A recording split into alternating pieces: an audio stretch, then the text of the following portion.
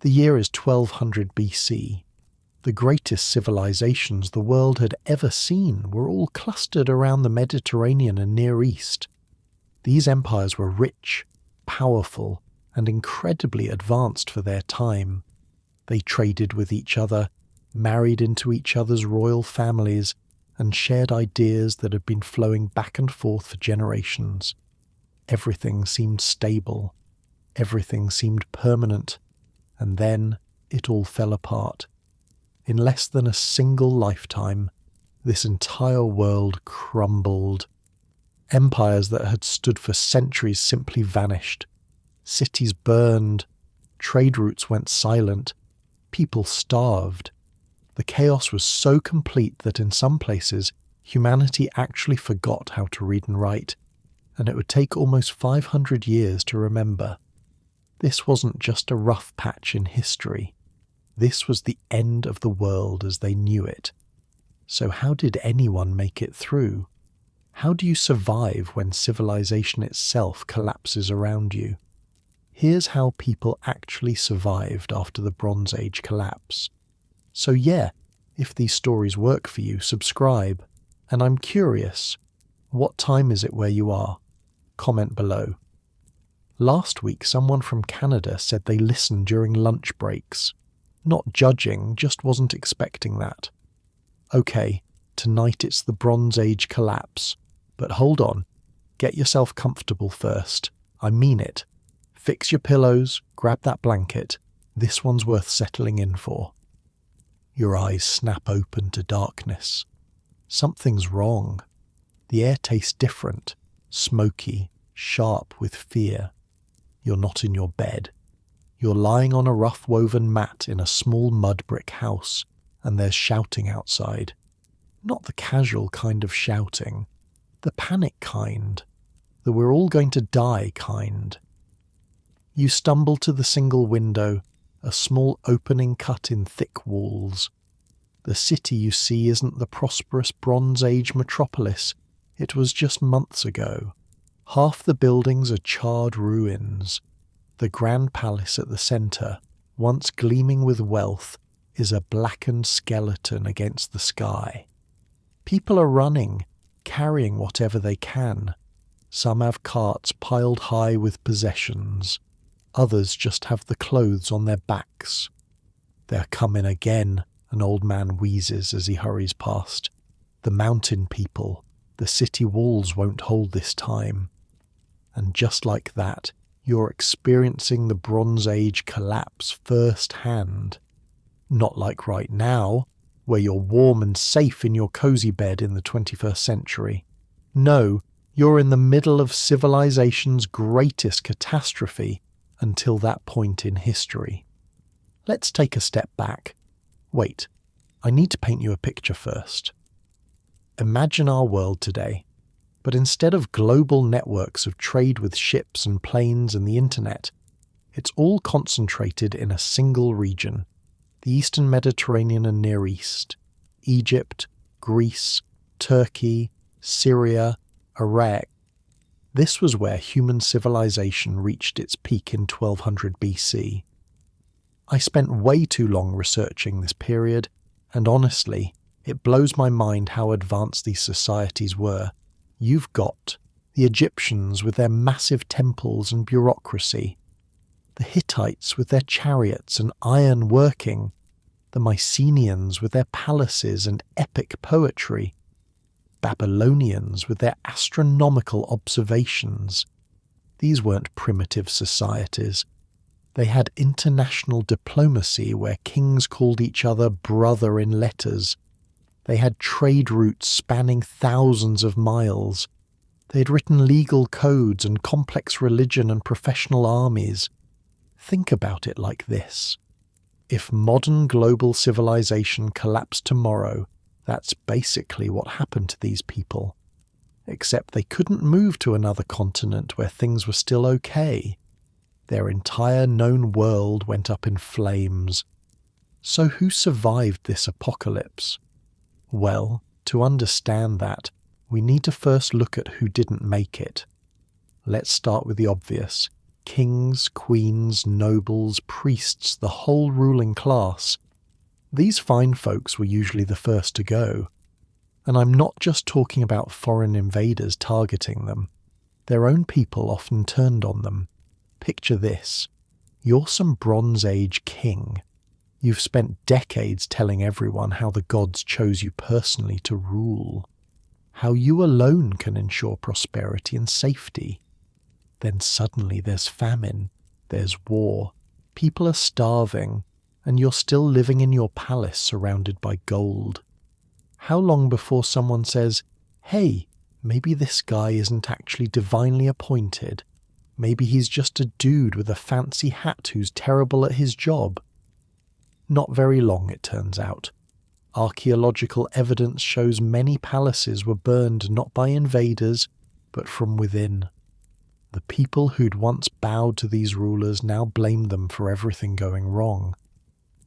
But wait, you're thinking, couldn't they just send in the army to control the people? Well, that brings us to the second group that didn't do great. Military men. Professional soldiers were highly dependent on the palace economy. They needed centralized organization, steady food supplies, and specialized weapons. Once the system started breaking down, armies fractured. Some stayed loyal, many didn't. Either way, their life expectancy dropped drastically. The collapse didn't discriminate between those who fought with swords and those who fought with pens. Scribes, basically anyone who could read and write, mostly disappeared. We know this because writing itself vanishes from many regions. In Greece, writing completely disappears for almost 500 years after the collapse. Think about that. Not a single written word for 5 centuries.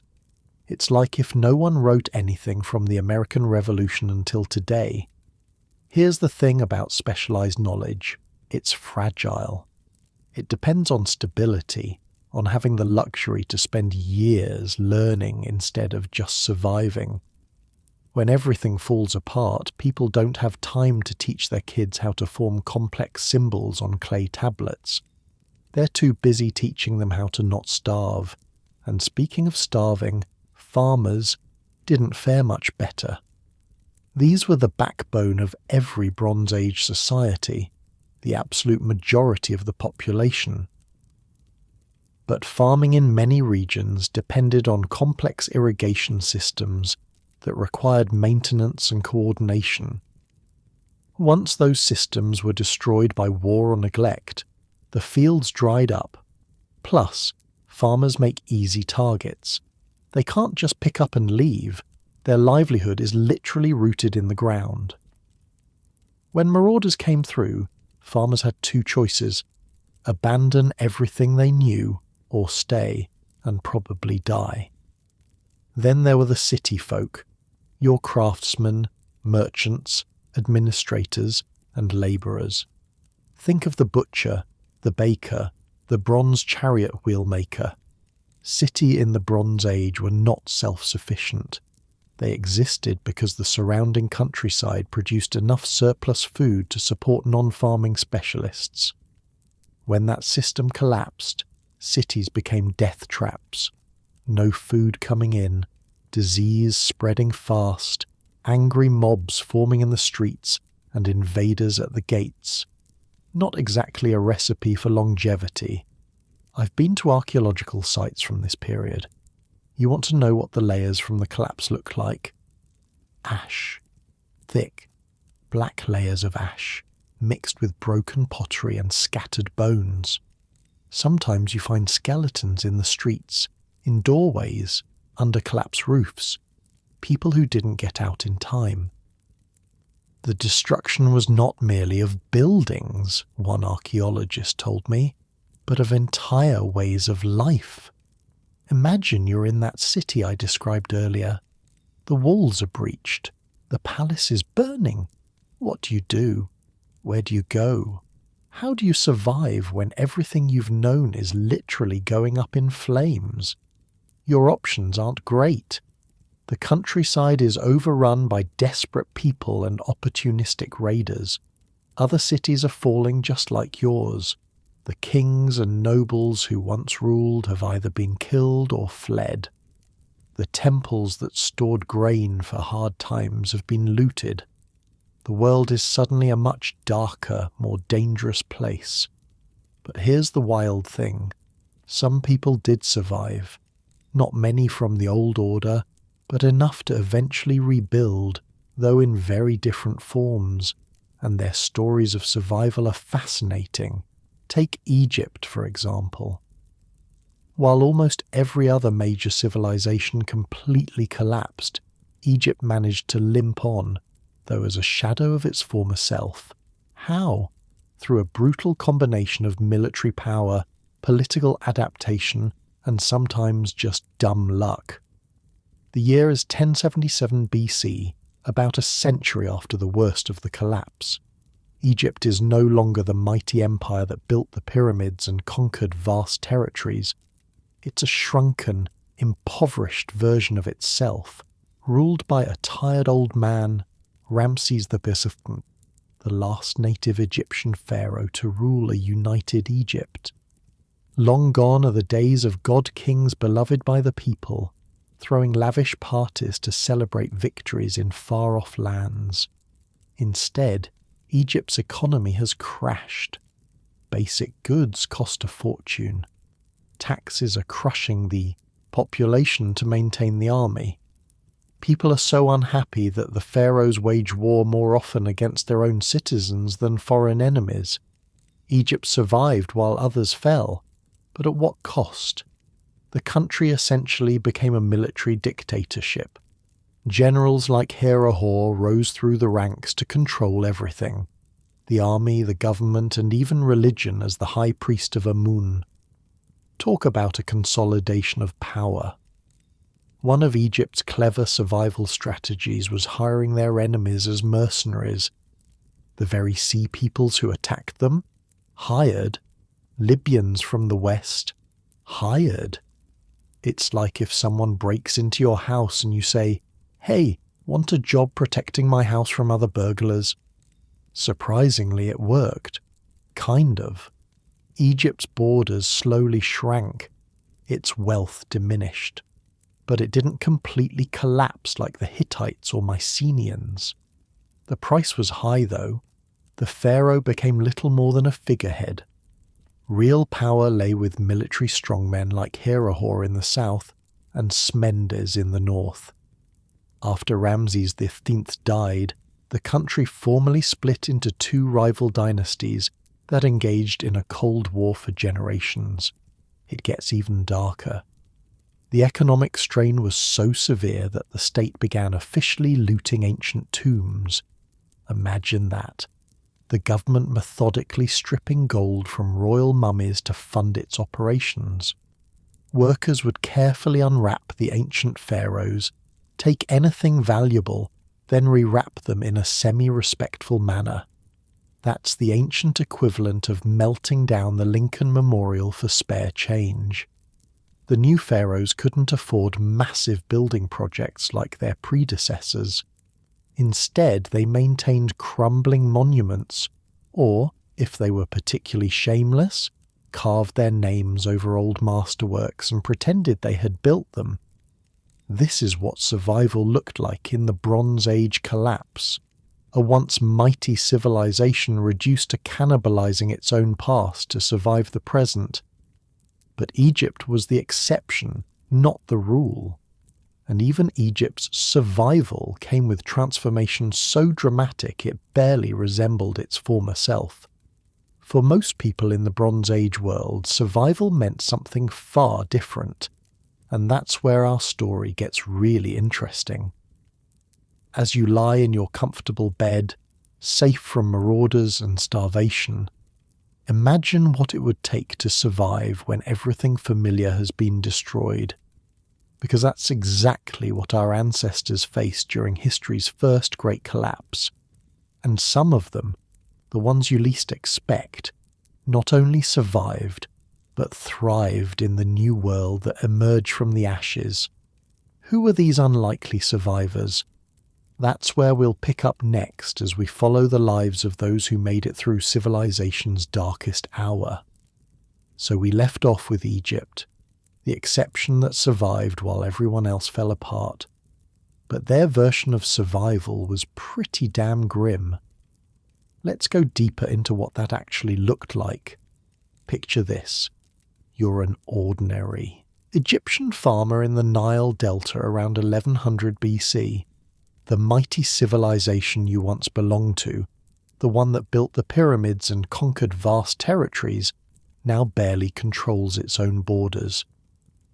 Your grandparents told you stories about Egypt's golden age, but that world is gone. You wake up before dawn in your mud brick house.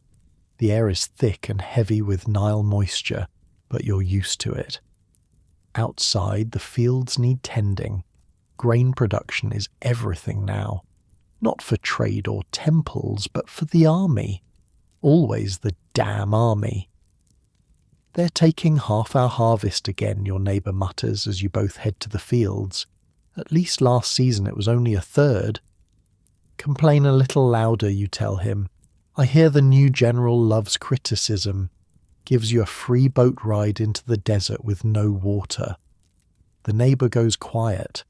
Everyone knows someone who disappeared after speaking against the military government. The pharaoh in Memphis might technically be on the throne, but he's just a figurehead now.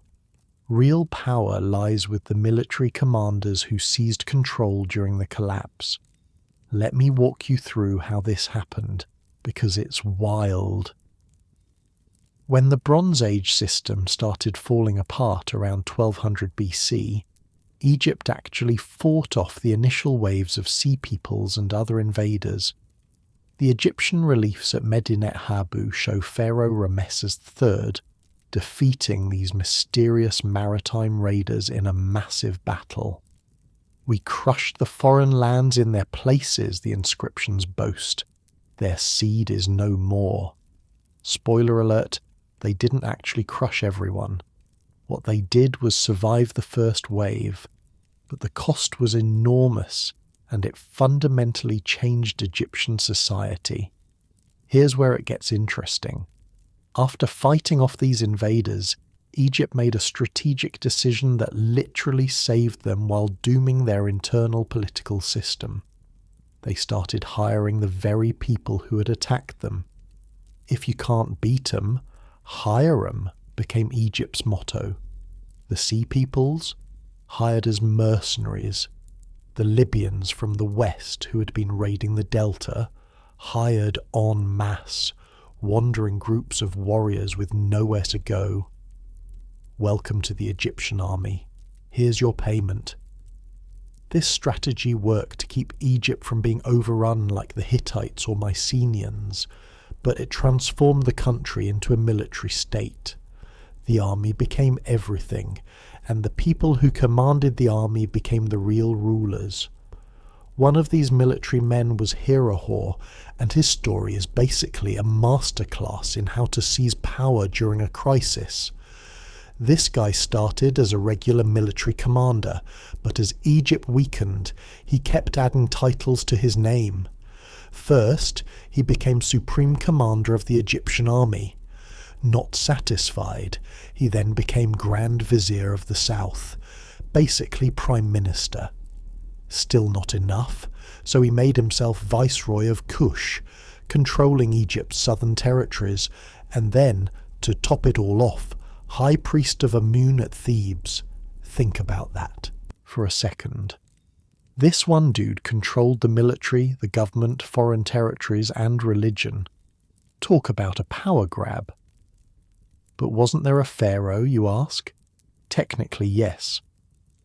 Ramses X was still around, but he was old and weak. Herihor was smart enough not to declare himself pharaoh outright. Instead, he took on some pharaonic titles and imagery, while still acknowledging Ramses' authority, predominantly in name only, as one ancient text delicately puts it. If you walked into Herihor's throne room, you'd have seen him sitting there with all the symbols of pharaonic power, but technically calling himself something else. It's like if the chairman of the Joint Chiefs decided he was also Attorney General, Secretary of State, and Pope, but still said, "Oh yeah, the president is totally in charge," with a wink. I mean, the guy literally put his name in royal cartouches, those oval frames reserved for pharaohs' names. That's next-level audacity. The worst part? Herihor wasn't the only one. In the Nile Delta, another strong man named Smendes was pulling the same stunt. Egypt effectively split in two, with military dictators controlling each half while pretending to respect the increasingly irrelevant pharaoh. Let's get back to you, that ordinary Egyptian farmer. What did all this mean for daily life? First, taxes went through the roof. The army had to be paid and they took whatever they needed. Papyri from this period show prices for basic goods skyrocketing. A measure of grain that cost 1 daben of copper before might now cost 5 or 10. Second, forced labour increased.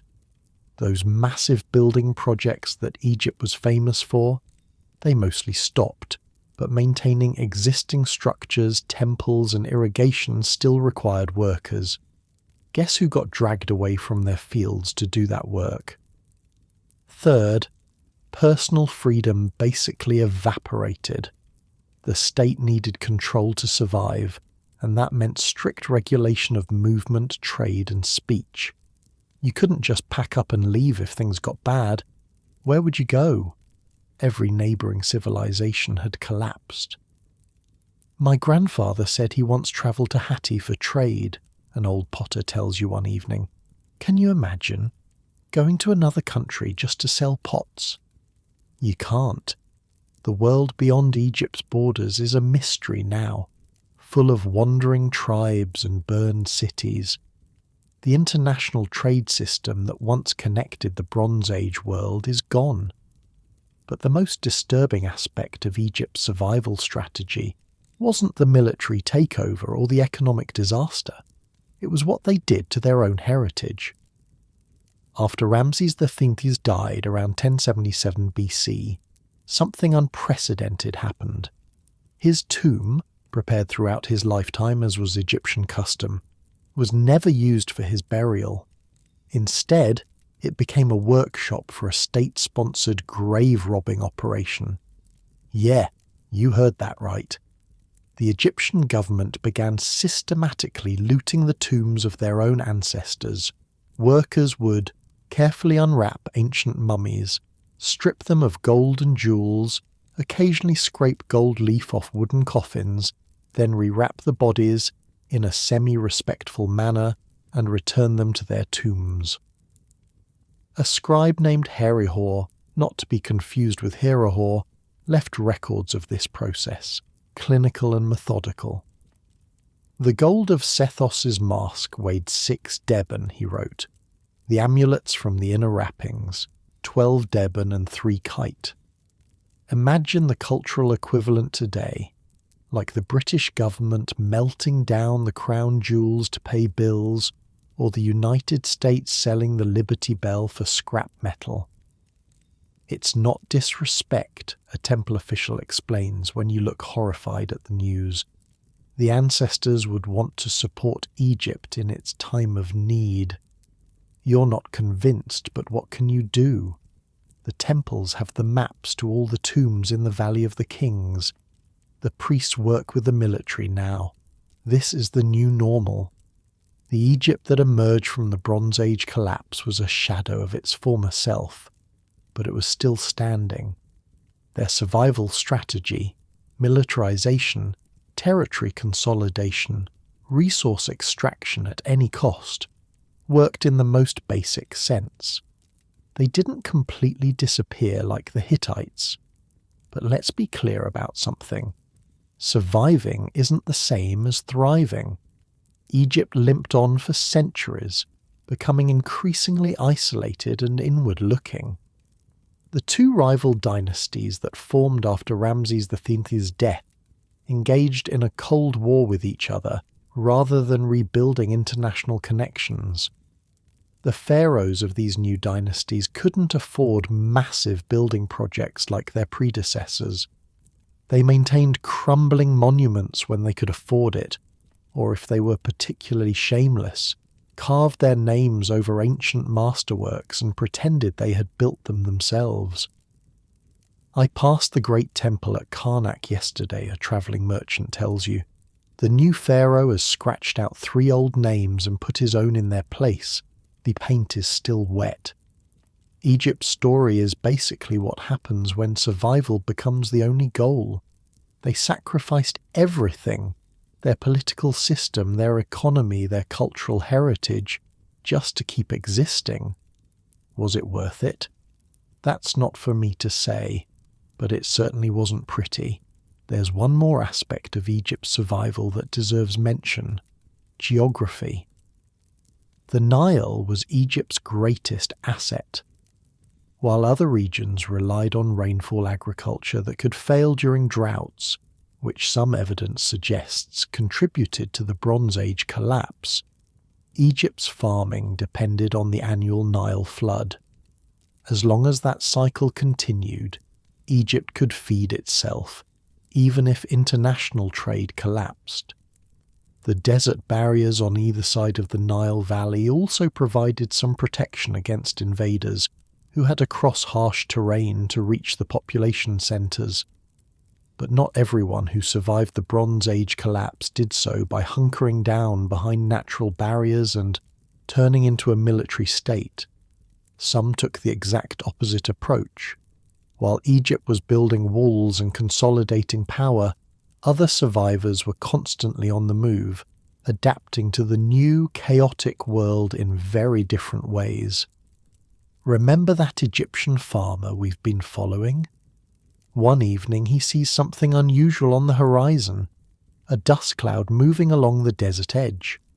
Through the haze, dark figures appear, men on donkeys leading herds of sheep and goats. They're not Egyptians. Their clothes are different, their language strange. Mountain people, an old soldier spits, coming down to trade wool and cheese for grain. They're the ones who destroyed the Hittites, you know, sacked their capital at Hattusha. Now they wander with their flocks, answering to no king. The farmer watches, fascinated. These people look poor compared to Egyptians, their clothes rougher, their possessions few. But there's something in their bearing, a kind of freedom that Egyptians haven't known since before the collapse. Do they ever worry about taxes, the farmer asks. The soldier laughs. Who would collect them? They move with the seasons. No palaces, no temples, no grand cities to maintain, just families and their animals. The farmer considers this as the strangers approach the village market. He's never left Egypt, never considered any other way of life, but as he watches these nomads, survivors of a different sort, he wonders for the first time if there might be other ways to live in this broken world. And that's where we turn our attention next, to the mountain peoples who came down from their highland fortresses to take advantage of the chaos in the flatlands. Because while Egypt was desperately trying to maintain a version of the old order, these folks were creating something entirely new from the ruins. The mountain warriors were coming down from their high places, and the world would never be the same. While Egypt was turning itself into a military dictatorship just to survive, a very different kind of survival story was playing out to the north. This one's about revenge, opportunity, and people who'd been waiting generations to turn the tables. Picture this. You're born in the mountains of Anatolia, what's now Turkey. But you're not part of the mighty Hittite empire that controls the fertile plateaus and valleys. You're a Kaska tribesperson, living in the harsh northern highlands where the soil is thin and the winters brutal. For generations, your people have been pushed around by the Hittites. Sometimes you're their vassals paying tribute. Sometimes you're officially at war. Sometimes there's an uneasy peace. But always, always, you're looking down from your mountain villages at the rich Hittite lands below, wondering why they get to have it so good while you scrape by. The sun isn't even up yet. Frost coats the ground outside your stone hut. Your breath forms clouds in the cold morning air as you check your weapons one last time.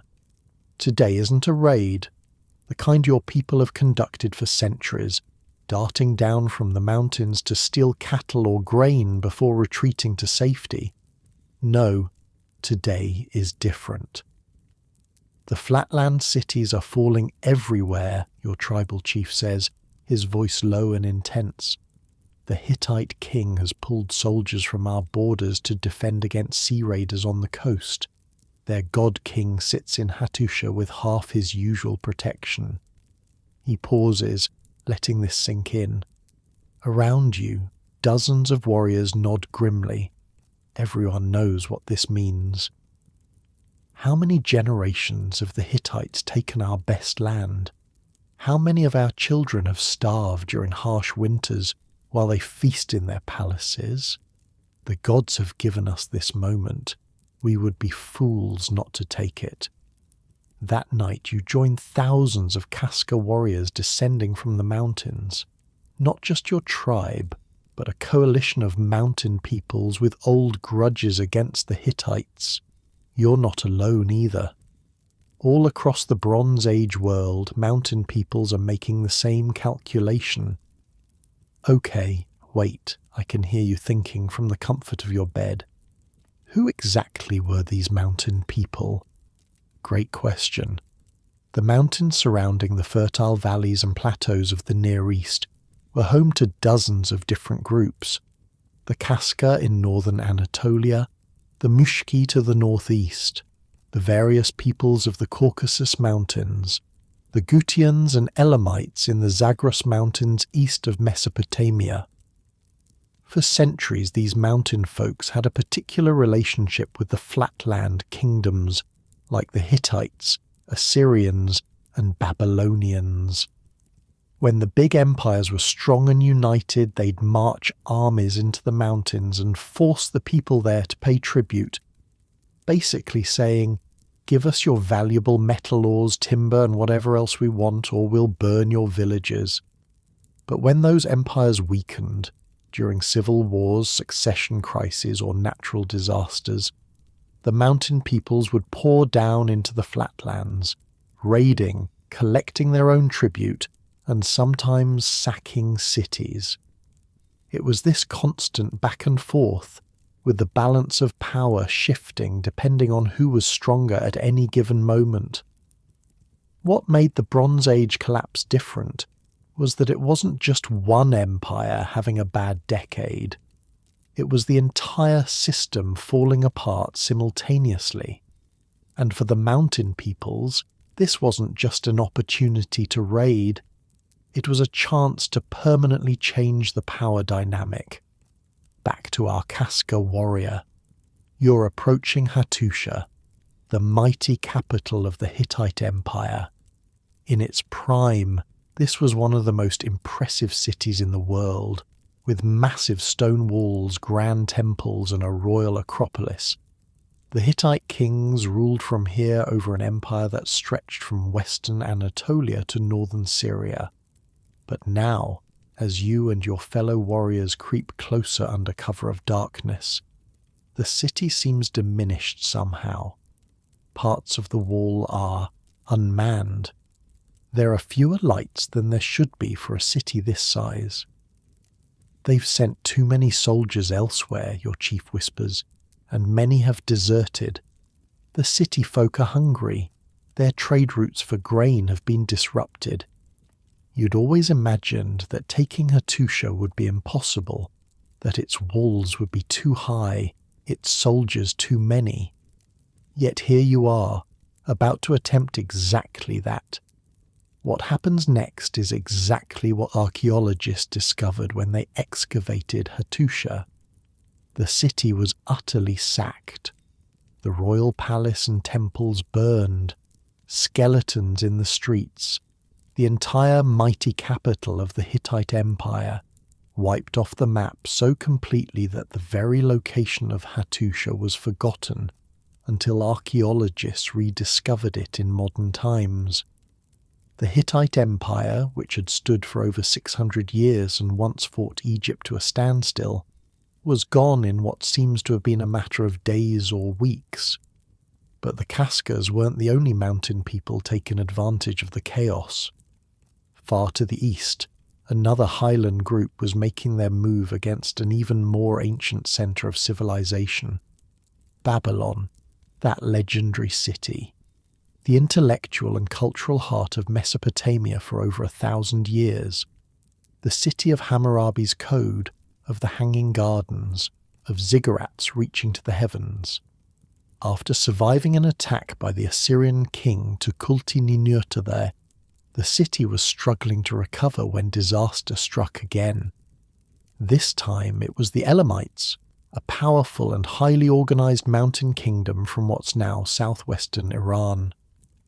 The Elamites had a long, complicated history with Mesopotamian powers, alternating between being trading partners, military rivals, and outright enemies. When they saw Babylon weakened, they made their move. Under their king Shutruk-Nahunte, try saying that 5 times fast, the Elamites sacked Babylon around 1155 BC, plundering its temples and palaces and carrying off treasures like the famous stele bearing Hammurabi's code. "We found their king hiding in a temple," an Elamite soldier might have told his children years later. "He begged for mercy in the name of his gods. Our king asked him where those gods were now." The destruction was catastrophic. Archaeological evidence shows widespread burning and abandonment. Southern Mesopotamia, the very cradle of civilization, plunged into a centuries-long dark age. Now here's where it gets really interesting. In many cases, these mountain peoples didn't just raid and leave. Some of them stayed, establishing themselves as the new ruling class in the territories they conquered. This wasn't a new pattern. Earlier in Mesopotamian history, groups like the Hurrians, Gutians, and Kassites had done the same thing, coming down from the mountains, conquering flatland kingdoms, and then gradually adopting much of the local culture while maintaining power. For the people living through the Bronze Age collapse, this transition could be surprisingly swift. 1 month, you're a farmer paying taxes to a Hittite official. The next, you're paying taxes to a Kaska chieftain who's moved into the local governor's palace. The new lord doesn't speak our language properly, a town baker might gossip to customers, but he demands less grain than the old one, and his warriors keep away the bandits, so who's complaining? For many ordinary people, life under new mountain overlords might actually have been an improvement. The complex, top-heavy bureaucracies of the Bronze Age kingdoms extracted enormous resources to maintain palaces, temples, and armies. Mountain tribal leaders often had simpler needs, at least initially. Of course, it wasn't all smooth transitions and reasonable new overlords. In many places, the incoming mountain peoples were brutal conquerors. They hadn't forgotten generations of exploitation by the flatland kingdoms. A merchant fleeing the destruction of a Hittite provincial city described the scene. They killed everyone who couldn't run. Then they burned everything. They said it was justice for what the Hittite kings had done to their ancestors. This brings up an important point about survival during the Bronze Age collapse. Sometimes, the difference between surviving and not surviving wasn't about your personal skills or resources. It was simply about where you happened to be when disaster struck. If you were in Hattusha when the Kaskas came, your chances were pretty bad regardless of who you were. If you were in a small village that peacefully submitted to new rulers, you might have carried on much as before, just paying tribute to different collectors. For the mountain peoples themselves, the collapse presented a once-in-a-millennium opportunity. Suddenly, all those rich flatlands with their fertile soil and established cities were theirs for the taking. After generations of being the underdogs, they were now on top. But their success wasn't just about taking advantage of a power vacuum. These mountain folks had developed specific skills and cultural adaptations that served them incredibly well in a collapsing world. First, they were used to harsh conditions. When you grow up in mountainous terrain with thin soil and cold winters, you learn to be tough. Food scarcity, something new and terrifying for city dwellers, was a fact of life that mountain people had strategies to manage. Second, their social structures were more flexible. While the great Bronze Age kingdoms had elaborate bureaucracies that collapsed when their palaces burned, mountain tribes operated on kinship networks and direct leadership. A tribal chief didn't need a staff of scribes and a palace complex to give orders. Third, they were mobile. Mountain peoples were accustomed to moving with the seasons, following herds, or relocating when necessary.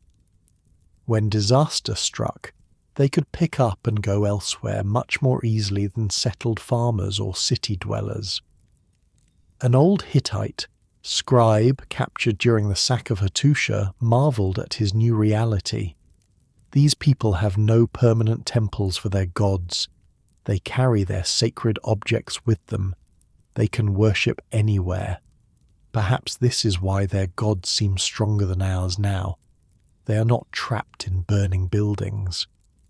This mobility factor is critical to understanding who survived the Bronze Age collapse. The mountain peoples have been practicing a mixed subsistence strategy for centuries, some farming in the summer months combined with herding, hunting, and gathering. This made them far more adaptable when stable agriculture systems broke down. But the mountain peoples weren't the only ones with this advantage.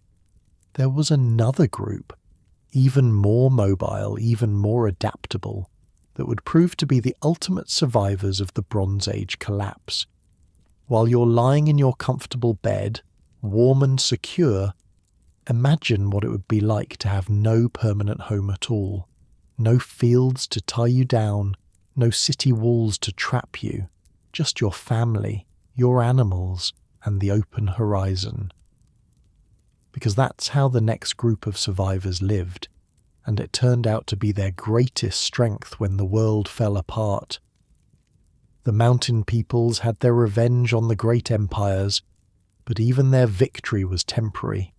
Some settled into their conquered territories and gradually took on the trappings of the civilizations they'd destroyed.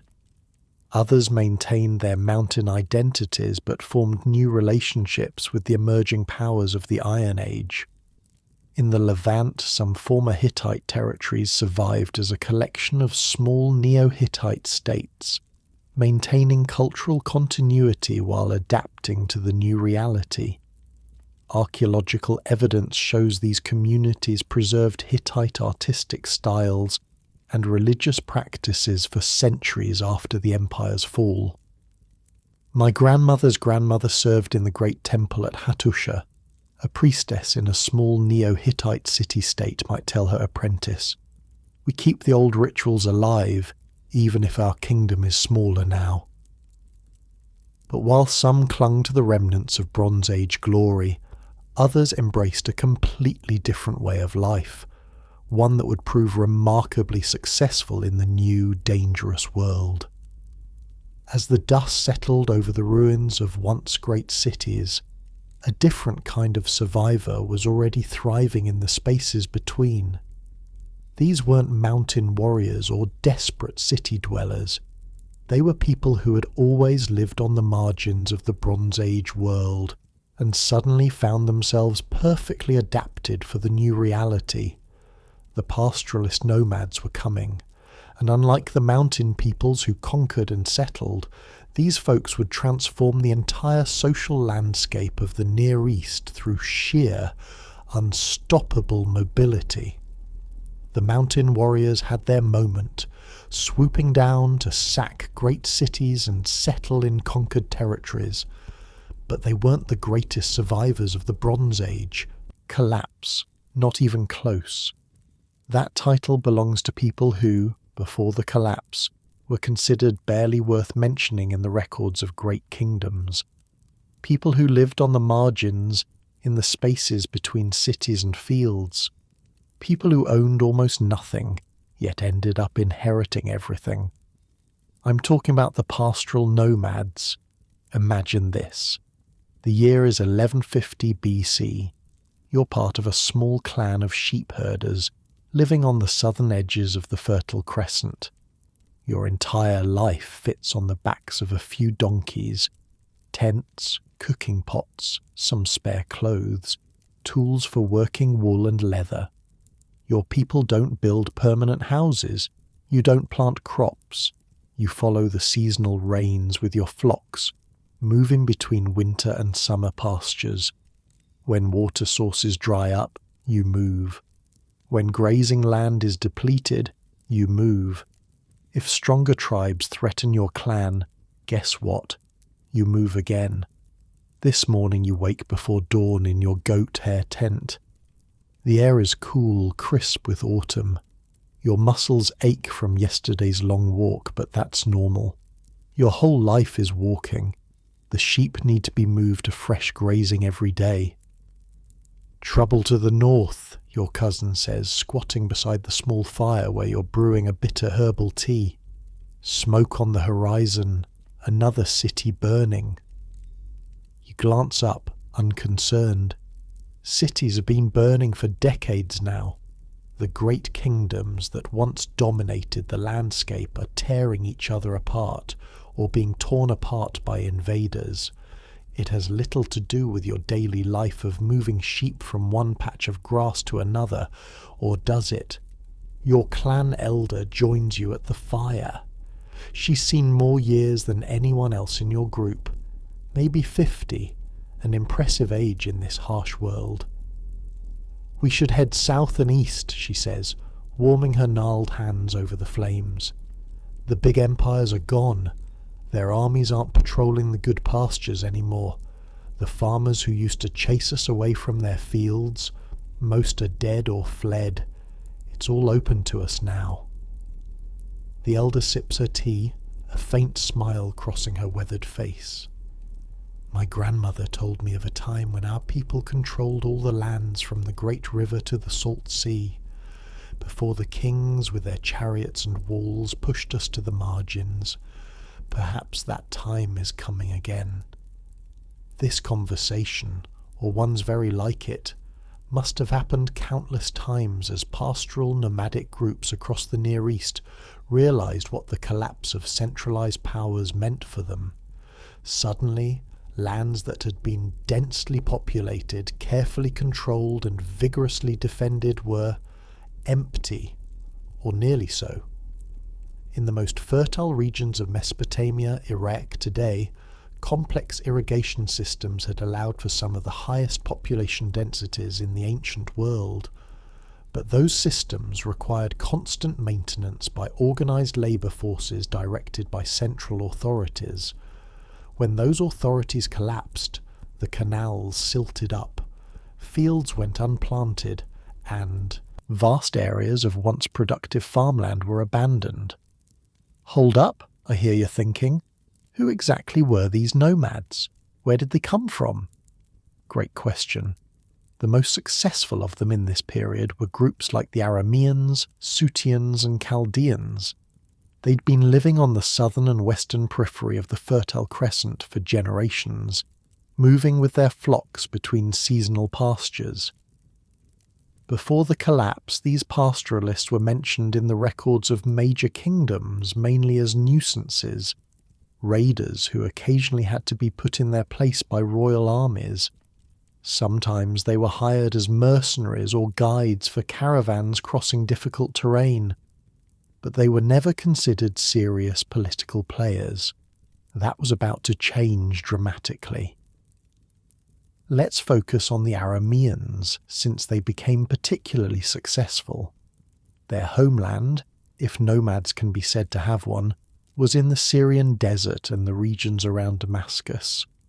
But as the Bronze Age system collapsed, they began migrating into Mesopotamia in large numbers. The countryside they entered was devastated by war, famine, and abandonment. But for pastoralists, this wasn't necessarily a bad thing. Land that couldn't support dense farming populations could still sustain scattered groups of sheep and goat herders. As one Assyrian official complained in a letter to his king, where once 1,000 farmers tilled the soil, now 50 Arameans graze their flocks. The tax revenue is 1/10 what it was, and they refuse to acknowledge royal authority, moving their tents whenever our soldiers approach. For the Arameans, the collapse didn't feel like a collapse at all. It felt like opportunity. Your clan has been travelling for weeks, moving deeper into territories that once belonged to the Assyrian Empire. The journey hasn't been easy. Water sources are sometimes contaminated by decomposing bodies, and occasionally you encounter desperate refugees or bandits. But mostly you find empty land.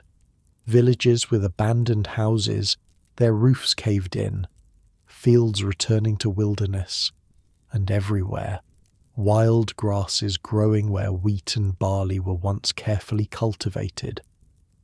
More grass than the sheep can eat, your brother says, watching the flock spread out across a hillside that shows the faint traces of old terracing, and no farmers to chase us away.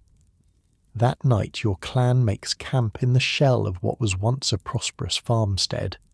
The stone walls still stand, though the wooden roof is long gone.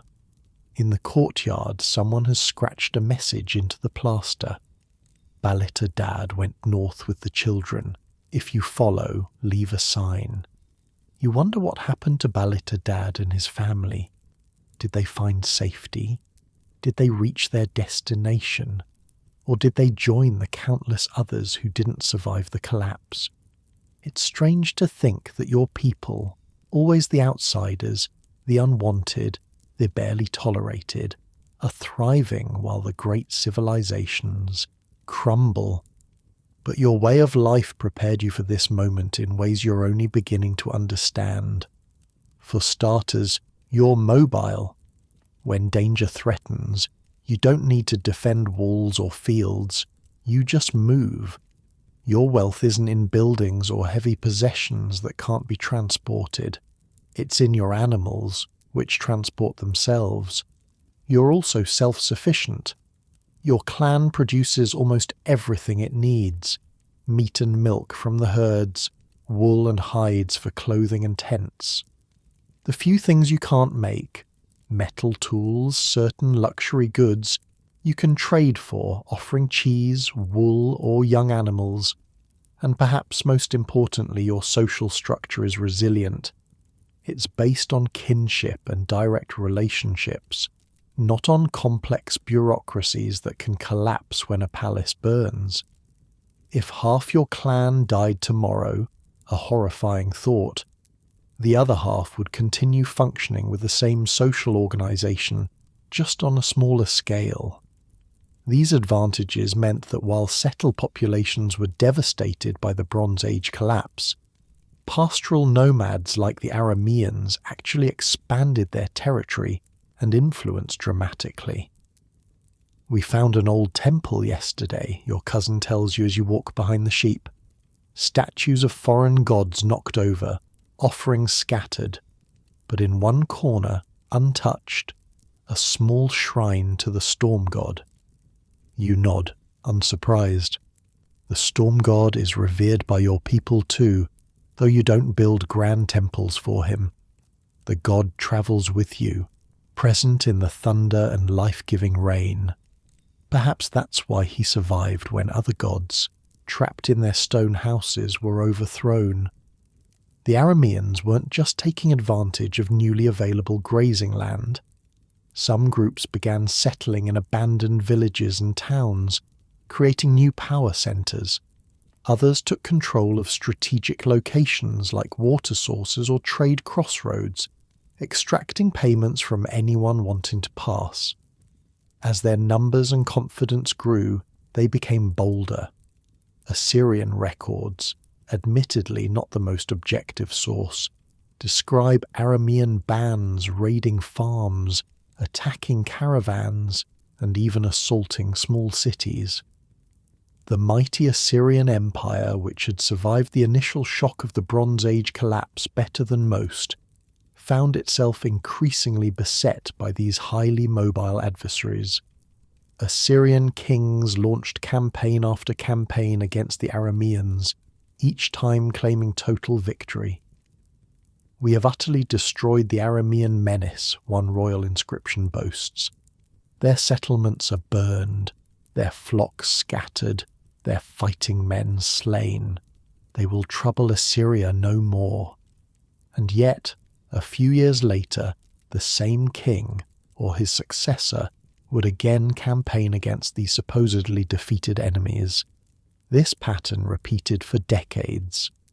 I love this part because it shows how traditional military powers struggled against asymmetric threats like the Arameans. The Assyrian army was a fearsome war machine, well-equipped and disciplined.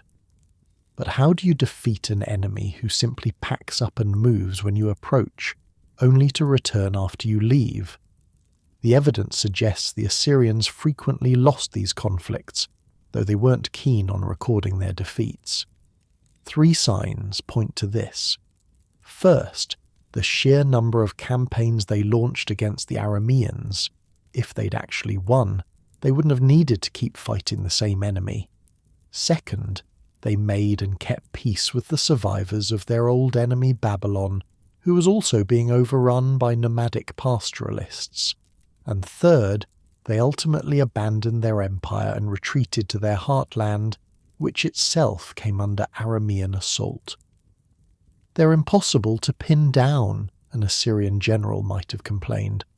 "We march forth with our chariots and infantry in formation, and they simply melt away into the landscape.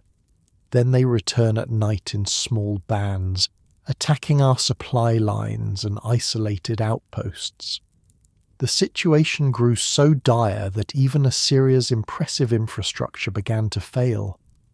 Archaeological evidence shows that an aqueduct supplying their capital city was destroyed during this period and remained unrepaired for decades, something unthinkable in Assyria's prime. Some particularly daring Aramean leaders captured remote Assyrian mountain forts, using them as bases for further operations. And as refugees fled the countryside for the safety of walled cities, these urban centres faced food shortages, disease outbreaks, and civil unrest. Basically, the most powerful surviving empire of the Bronze Age was being taken apart piece by sheep herders. "Never underestimate sheep herders," my archaeology professor once told me. "They've outlasted every empire in history. Your clan has joined with several others, forming a larger tribal group for protection and to control a valuable water source. Your camp has grown to nearly 100 tents, with thousands of sheep and goats grazing the surrounding hills." One morning, a group of strangers approaches, farmers by their clothing, though their garments are torn and dirty from long travel.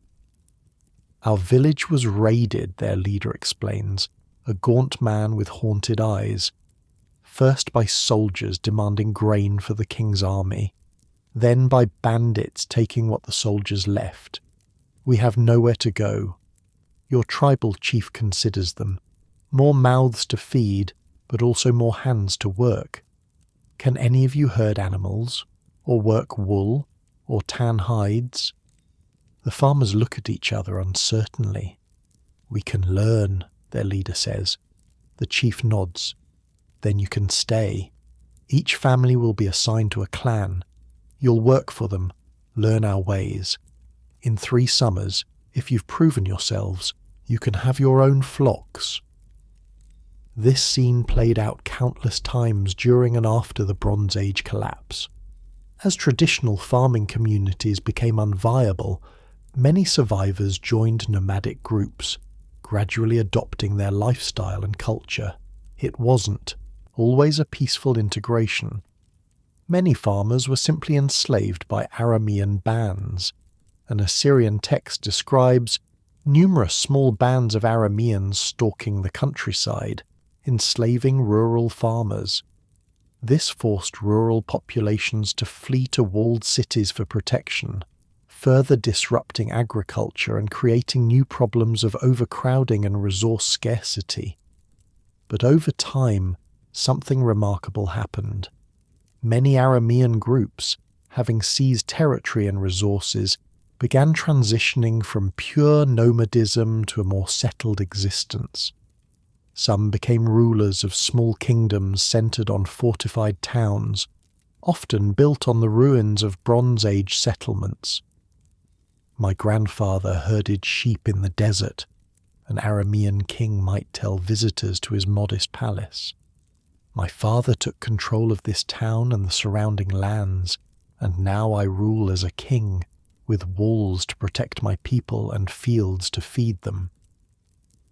This transition from nomadic pastoralist to settled ruler wasn't unique to the Arameans or to this period. It's a pattern we see throughout history, from the Amorites in earlier Mesopotamian history to the Germanic tribes in the late Roman Empire to the Seljuk Turks in medieval Anatolia. But what makes the post-Bronze Age example so significant is the scale. Pastoral nomadism became the dominant lifestyle throughout much of the Near East for generations, and when new states eventually formed, many were ruled by dynasties of nomadic origin. The Arameans were particularly successful. While they never united into a single empire, their independent streak and competitive nature prevented that. They established numerous kingdoms and city-states. The most powerful and long-lasting was Aram Damascus, which became a major regional power. From this base, Aramean rulers launched military campaigns against other emerging states, including the Hebrew tribes to the south. The Bible records numerous conflicts between the Kingdom of Israel and the Arameans of Damascus, showing how these former nomads had become a formidable settled power. Even more remarkably, the Aramean language, Aramaic, became the international language of diplomacy and trade throughout the Near East, replacing Akkadian, which had held that position during the Bronze Age. For over 1,000 years, Aramaic served as a lingua franca across a vast region. Jesus himself would later speak Aramaic as his primary language. Not bad for a group that started out as marginalized sheep herders on the edges of civilization. As you drift off to sleep tonight in your comfortable bed, think about those nomadic pastoralists who found opportunity in catastrophe. While kings and scribes and city dwellers saw their world ending, the Arameans and their kind were just beginning their rise to prominence. Their society, mobile, adaptable, resilient, turned out to be perfectly suited for a time when mighty empires fell like dominoes. But they weren't the only unlikely survivors of the Bronze Age. Collapse. Even as pastoral nomads thrived in the devastated countryside, another group was finding ways to navigate the chaos, connecting the fragments of the shattered world. These were people who, like the nomads, had always lived somewhat outside the structures of palace and temple. People who spoke many languages, knew many customs, and could move between different societies with ease. The merchants were about to have their moment, and their story of survival is just as fascinating as that of the nomads who transformed the Near East. While pastoral nomads were thriving in the devastated countryside, there was another group finding their own path through the chaos. These were people who, even before everything fell apart, lived their lives crossing borders and navigating between different cultures. I'm talking about merchants, the Bronze Age equivalent of international business people. Picture yourself as a merchant from the coastal city of Ugarit, in what's now Syria. Before the collapse, you made a good living trading luxury goods between Egypt, Anatolia, Mesopotamia, and the Aegean. You speak 5 languages. You know the customs of a dozen kingdoms. You've paid bribes to officials from Mycenae to Memphis. When the collapse began, you saw it coming before most people.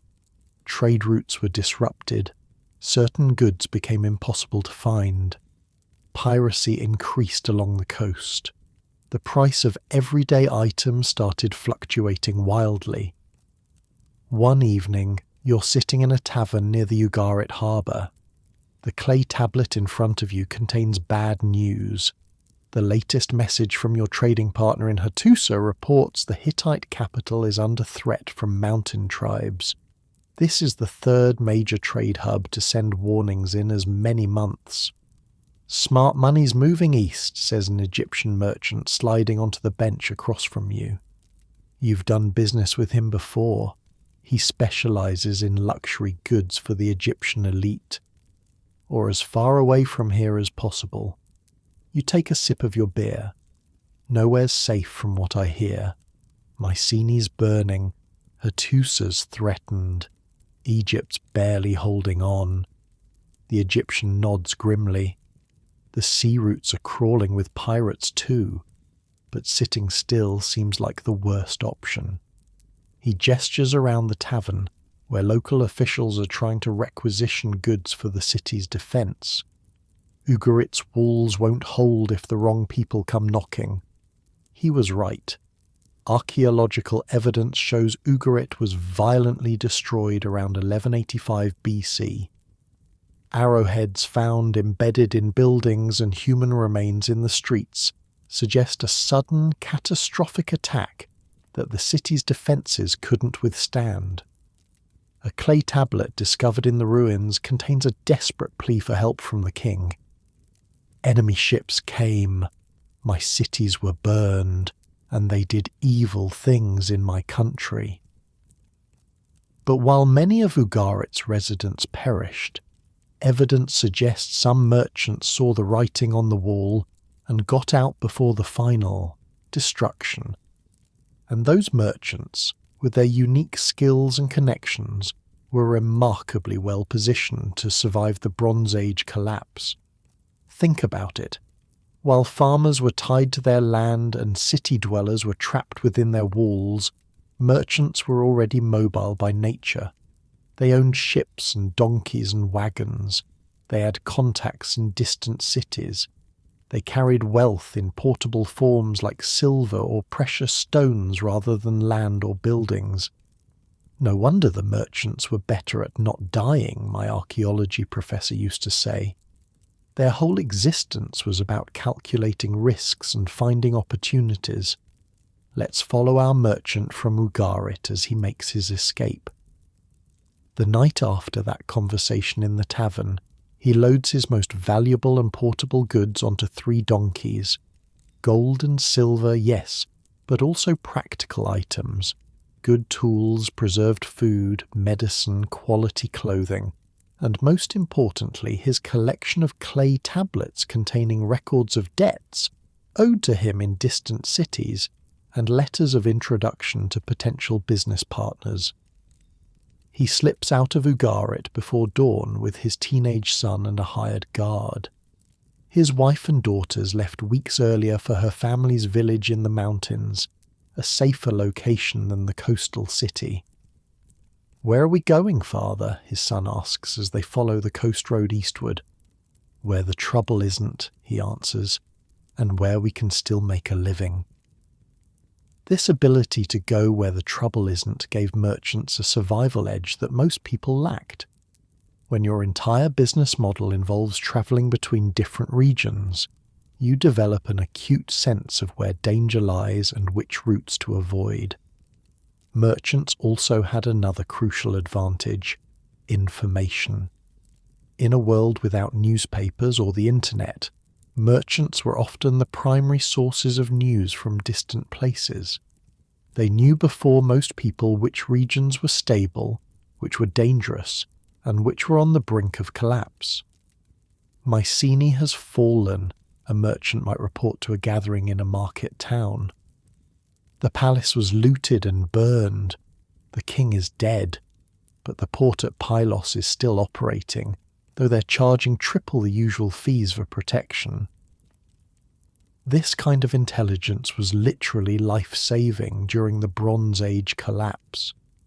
While ordinary people might hear vague rumours about trouble, merchants often had specific, actionable information about which routes were safe, which cities still had food, and which rulers could still provide protection. Our Ugarit merchant travels for weeks, carefully skirting areas of known danger.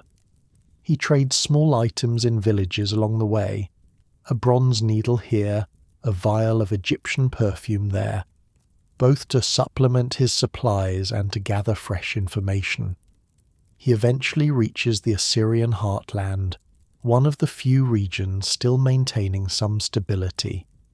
The Assyrian kings, through sheer military might, have managed to hold off the worst of the collapse, though their territories have shrunk considerably. In the Assyrian capital, he finds a strange scene. The city is clearly under stress. Refugees crowd the streets, food is expensive, and military patrols are everywhere. But in the midst of this, the king, Ashur-bel-kala, has embarked on an unusual project, a collection of exotic animals from distant lands, the world's first known zoo. The king requires specimens for his animal garden, a royal official tells our merchant. He pays well for creatures never before seen in Assyria. Now here's the absolutely wild thing. This actually happened. In the midst of the Bronze Age collapse, with his empire fighting for survival against Aramean incursions and internal unrest, the Assyrian king Ashur-bel-kala really did create a zoo with exotic animals. An inscription from his reign boasts, "I received a female ape as tribute from the land of Muzri. I bred herds of apes and elephants. I received a crocodile, a river man from the king of Egypt." On the surface, this seems like insane misplacement of priorities. Your empire is crumbling, and you're collecting zoo animals.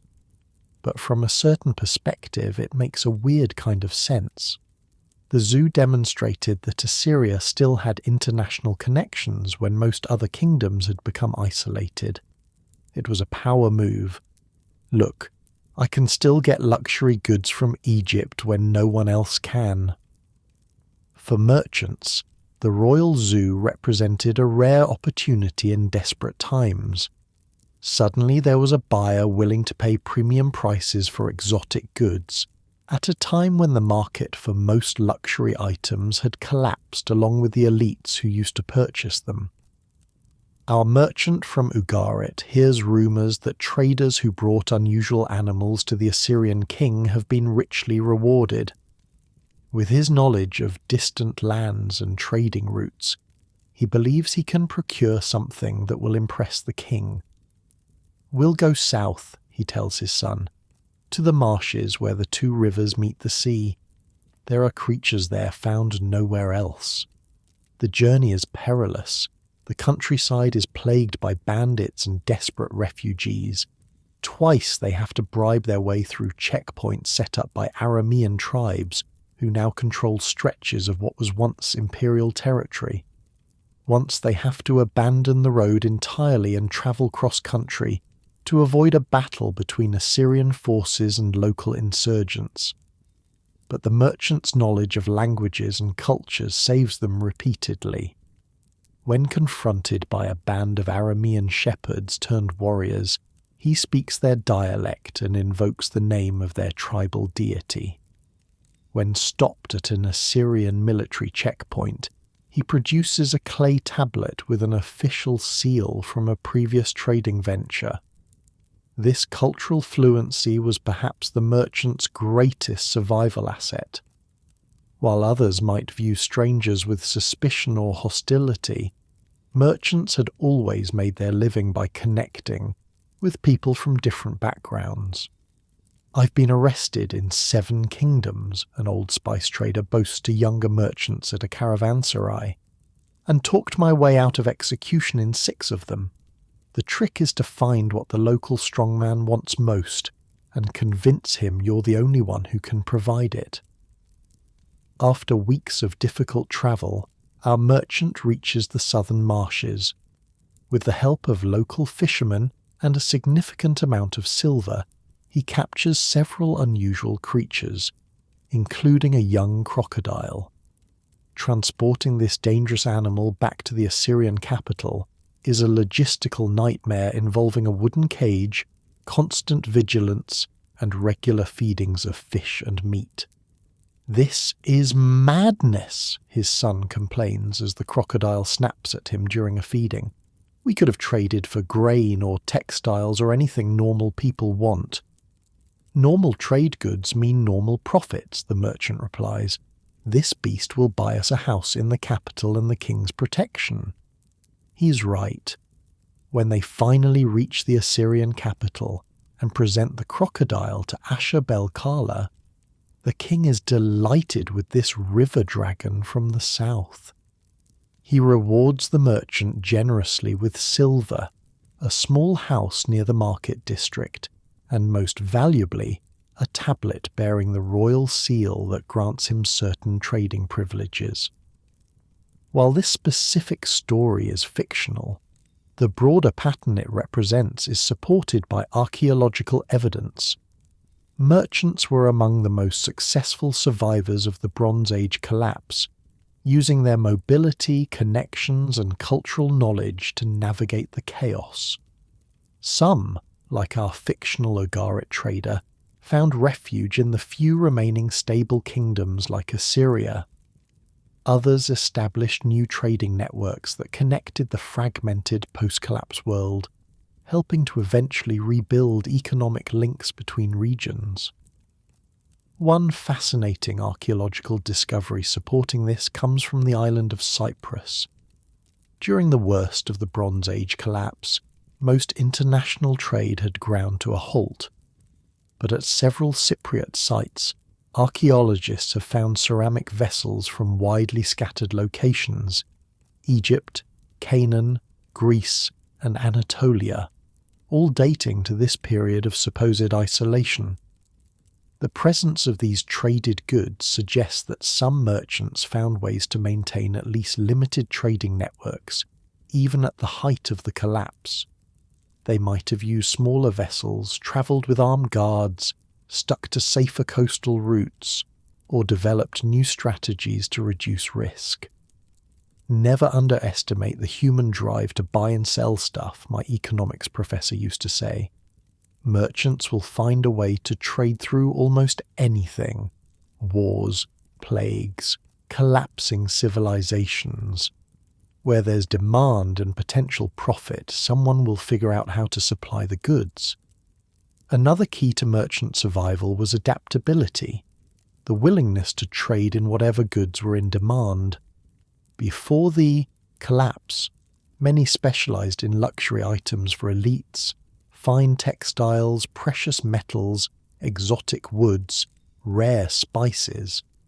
When those markets disappeared along with the palaces that consumed such goods, successful merchants pivoted to more practical commodities. "My grandfather traded perfumes for the ladies of the Hittite court," a merchant might tell his apprentice. "My father traded bronze weapons during the wars of collapse. I trade iron tools for farmers rebuilding their fields. Each generation adapts to what the world needs." This adaptability extended to routes and methods as well. When major highways became dangerous due to bandits or warfare, merchants pioneered alternative paths through mountains or deserts. When sea routes were threatened by the mysterious sea peoples, they developed land caravans with better protection. Your eyes are getting heavy as you listen to the story, your bed soft and warm around you. Unlike the merchants of the Bronze Age, you don't need to worry about finding safe routes through chaotic lands or negotiating with warlords for passage. Your most difficult journey tomorrow might be a commute to work or school, not exactly comparable to transporting a crocodile hundreds of miles through bandit-infested territory. But there's something universal in these ancient survival stories. The merchants who survived and even thrived during the Bronze Age collapse weren't necessarily the physically strongest or the wealthiest. They were the most informed, the most connected, and above all, the most adaptable. They recognized reality quickly when things started falling apart. They didn't cling to the old ways when those ways no longer worked. They assessed the changing world accurately and adjusted their strategies accordingly. One of the most striking examples of merchant survival and adaptation comes from the aftermath of the collapse. As the dust settled on the ruins of Bronze Age civilization, it was often merchants who helped establish new centers of commerce and culture in places that had previously been backwaters. The Phoenician city-states along the coast of modern Lebanon, Tyre, Sidon, Byblos, had been modest trading centres during the Bronze Age, overshadowed by greater powers like Egypt and the Hittites. After the collapse, when those major powers were gone or greatly diminished, Phoenician merchant princes filled the vacuum. They created new trading networks throughout the Mediterranean, established colonies as far west as Spain, and developed the alphabetic writing system that eventually evolved into the one we use today. Not bad for collapse survivors. But while the merchants found their unique path through the chaos by staying mobile and connected, another group of survivors took the opposite approach. They found safety not through movement, but by creating defensible communities in remote locations where they could ride out the storm together. And as you lie there drifting towards sleep, we'll turn to these communities next. The small kingdoms that emerged from the ruins, where shepherds became kings and new ways of life took root in the ashes of the old world. While Egypt limped on as a military dictatorship, and merchants navigated the chaos with their connections and mobility, something remarkable was happening in the ruins of collapsed civilizations. New kingdoms were emerging, not grand empires like before, but smaller, scrappier states built on the ashes of what came before. And the strangest part? Many of these new kingdoms were being ruled by people who, just a generation earlier, had been illiterate shepherds living in tents. Imagine a small walled town somewhere in what's now northern Syria, around 1050 BC. 100 years earlier, this was a provincial centre in the mighty Hittite Empire. The governor's palace stood in the centre, surrounded by temples, workshops, and homes of the wealthy. Beyond the walls, farmers worked fields that fed the urban population. Then came the collapse. The Hittite Empire disintegrated. The governor fled or was killed. The town was attacked repeatedly, first by organised armies, then by desperate refugees, finally by bands of nomadic raiders. Many buildings burned. Many people died. The survivors huddled behind walls that were increasingly difficult to maintain. Now, a century later, life goes on, but very differently. The governor's palace has been rebuilt, though on a much smaller scale. Instead of Hittite officials in chariots, men in the simple garb of Aramean tribal leaders stride through the streets. In the central square, An old man sits with his grandchildren telling stories of the old days. When I was a boy, he says, this town belonged to the great king of Hattusa. His word was law from the sunrise sea to the sunset sea. The children look skeptical.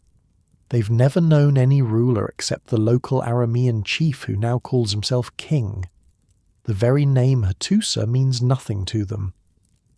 How did our king come to rule here, grandfather? One child asks. The old man sighs. That's a complicated story. When the old empire fell and chaos was everywhere, Aramean tribes raided us season after season. They would come with their warriors, take our food and valuables, then disappear before the few soldiers we had could respond. He shifts on his bench, rubbing his arthritic knee. One particular chief was especially persistent. Every harvest, like clockwork, he and his men would appear. Eventually our town council had a radical idea. They invited him to a meeting and said, instead of raiding us year after year, why not come live here and be our king? You can collect regular tribute, and in return you protect us from other raiders. The children's eyes widen. And he agreed? Of course he did, the grandfather chuckles. Why be a nomadic raider when you can be a king with a palace? The arrangement worked surprisingly well. His warriors became our standing army. They married local women, and now, 3 generations later, his grandson sits on the throne, speaking our language better than his ancestral tongue. This story of Aramean chieftains transforming from raiders into rulers of settled communities played out across much of the former Hittite territory in northern Syria and southeastern Anatolia. Archaeological and textual evidence shows that around 1000 BC, many of the small city-states in this region came to be ruled by leaders with Aramean names, while gradually adopting a culture that blended Aramean and Hittite elements. It's one of history's recurring patterns. The nomadic raiders of one generation often become the established rulers of the next. It makes perfect sense when you think about it, my political science professor used to say. Being a successful raider chief requires many of the same skills as being a king: military leadership, resource management, and the ability to command loyalty. In some places, this transition from raider to ruler was relatively peaceful, as in our fictional example. Town councils, desperate for protection in a dangerous world, essentially hired Aramean chiefs as defense contractors, only to find these contractors gradually assuming full political control. In other places, the transition was more violent. Aramean bands would capture a town by force, install their leader as the new king, and establish a dynasty through conquest. Whether by invitation or conquest, the result was the same. Across much of the Near East, new kingdoms formed with Aramean leadership atop a local population that still maintained elements of pre-collapse culture. Let's zoom in on one region where this pattern played out in particularly interesting ways. The area where surviving Hittite cities interacted with Aramean newcomers. When the Hittite Empire collapsed, not every Hittite city was destroyed. In parts of northern Syria and southeastern Anatolia, a collection of Hittite centers survived as independent city-states. These communities maintained Hittite cultural practices, artistic styles, and religious traditions even as the empire they had once belonged to crumbled around them. Archaeologists call these surviving pockets of Hittite culture Neo-Hittite states. They preserved elements of Hittite civilization, like distinctive architectural styles and the use of hieroglyphic Luwian script, for centuries after the empire's fall. But these Neo-Hittite states didn't exist in isolation. They were surrounded by the newly arrived Aramean tribes and the interaction between these groups created something new and hybrid. Imagine yourself as a citizen of Carchemish, one of the most important Neo-Hittite cities. Located on the Euphrates River, it had once been a major centre in the Hittite Empire. When the empire collapsed, Carchemish managed to survive as an independent state, maintaining many Hittite traditions. You're a craftsman, a metalworker who creates bronze figurines for the temple. Your father taught you the traditional Hittite methods, and the religious icons you create look much as they did a century ago. But as you walk through the marketplace, you hear more and more Aramaic being spoken alongside the Luwian language of your ancestors. The clothing styles are changing too. Many people, especially the younger generation, are adopting elements of Aramean dress. The king's new advisor is an Aramean, your neighbour tells you as you browse a stall selling imported goods. They say he arrived with just 20 sheep and a bronze dagger 5 years ago. Now he has the king's ear and his daughter is marrying into the royal family. You're not particularly surprised. Over the past few decades, Aramean influence has grown steadily in Carchemish. Some city residents grumble about this, but most recognize a simple reality. The Arameans are now the dominant power in the region. Better to accommodate them than resist and risk destruction. This pattern, gradual Arameanization of Neo-Hittite states, is visible in the archaeological and textual evidence. By around 900 BC, many Neo-Hittite cities had Aramean dynasties ruling them, though they still maintained elements of Hittite material culture and religion. It was a remarkable cultural fusion. The settled urban Hittite tradition, with its monumental architecture and literary heritage, blended with the more decentralized tribal organization of the Arameans. The result was something that wasn't quite Hittite anymore, but wasn't purely Aramean either. We worship the storm god as our ancestors did, a Neo-Hittite priest might say, but now we pray to him in Aramaic as well as Luwian. While the Neo-Hittite states maintained elements of Bronze Age civilization, the Arameans were also creating entirely new kingdoms in areas where they faced less competition from established urban centres. The most powerful and stable of these purely Aramean kingdoms was Aram Damascus, centred on the ancient city of Damascus in modern Syria. From this base, Aramean rulers built a significant regional power that would last for centuries. The kingdom of Aram Damascus frequently appears in the Bible as a sometimes ally, sometimes enemy of the Hebrew kingdoms of Israel and Judah. The Aramean king Hazael, for instance, is described as a major military threat who conquered significant Israelite territory. Speaking of the Hebrews, their story intersects with the Arameans in fascinating ways. Some scholars believe that the Hebrews mentioned in the Bible were related to groups called the Habaru in earlier Egyptian records, essentially another group of pastoral semi-nomadic people similar to the Arameans. Like the Arameans, the Hebrews gradually transitioned from a more nomadic lifestyle to establishing settled kingdoms. Their trajectory paralleled that of the Arameans in many ways, starting as tribal groups operating on the margins of Bronze Age empires, then taking advantage of the collapse to establish their own political entities. So they're basically the same people, a student asked during one of my lectures. Not exactly, I replied. Think of them as analogous rather than identical. Both were originally non-urban peoples who existed on the periphery of the great Bronze Age states. Both followed a similar pattern of gradually becoming more settled and establishing their own kingdoms after the collapse. But they had distinct identities, languages, and religious traditions. The relationship between Arameans and Hebrews was complicated. Sometimes they were allies against common enemies. Other times they were bitter rivals fighting over territory, but they shared a common experience as peoples who had risen from marginal status to political prominence in the wake of the Bronze Age collapse.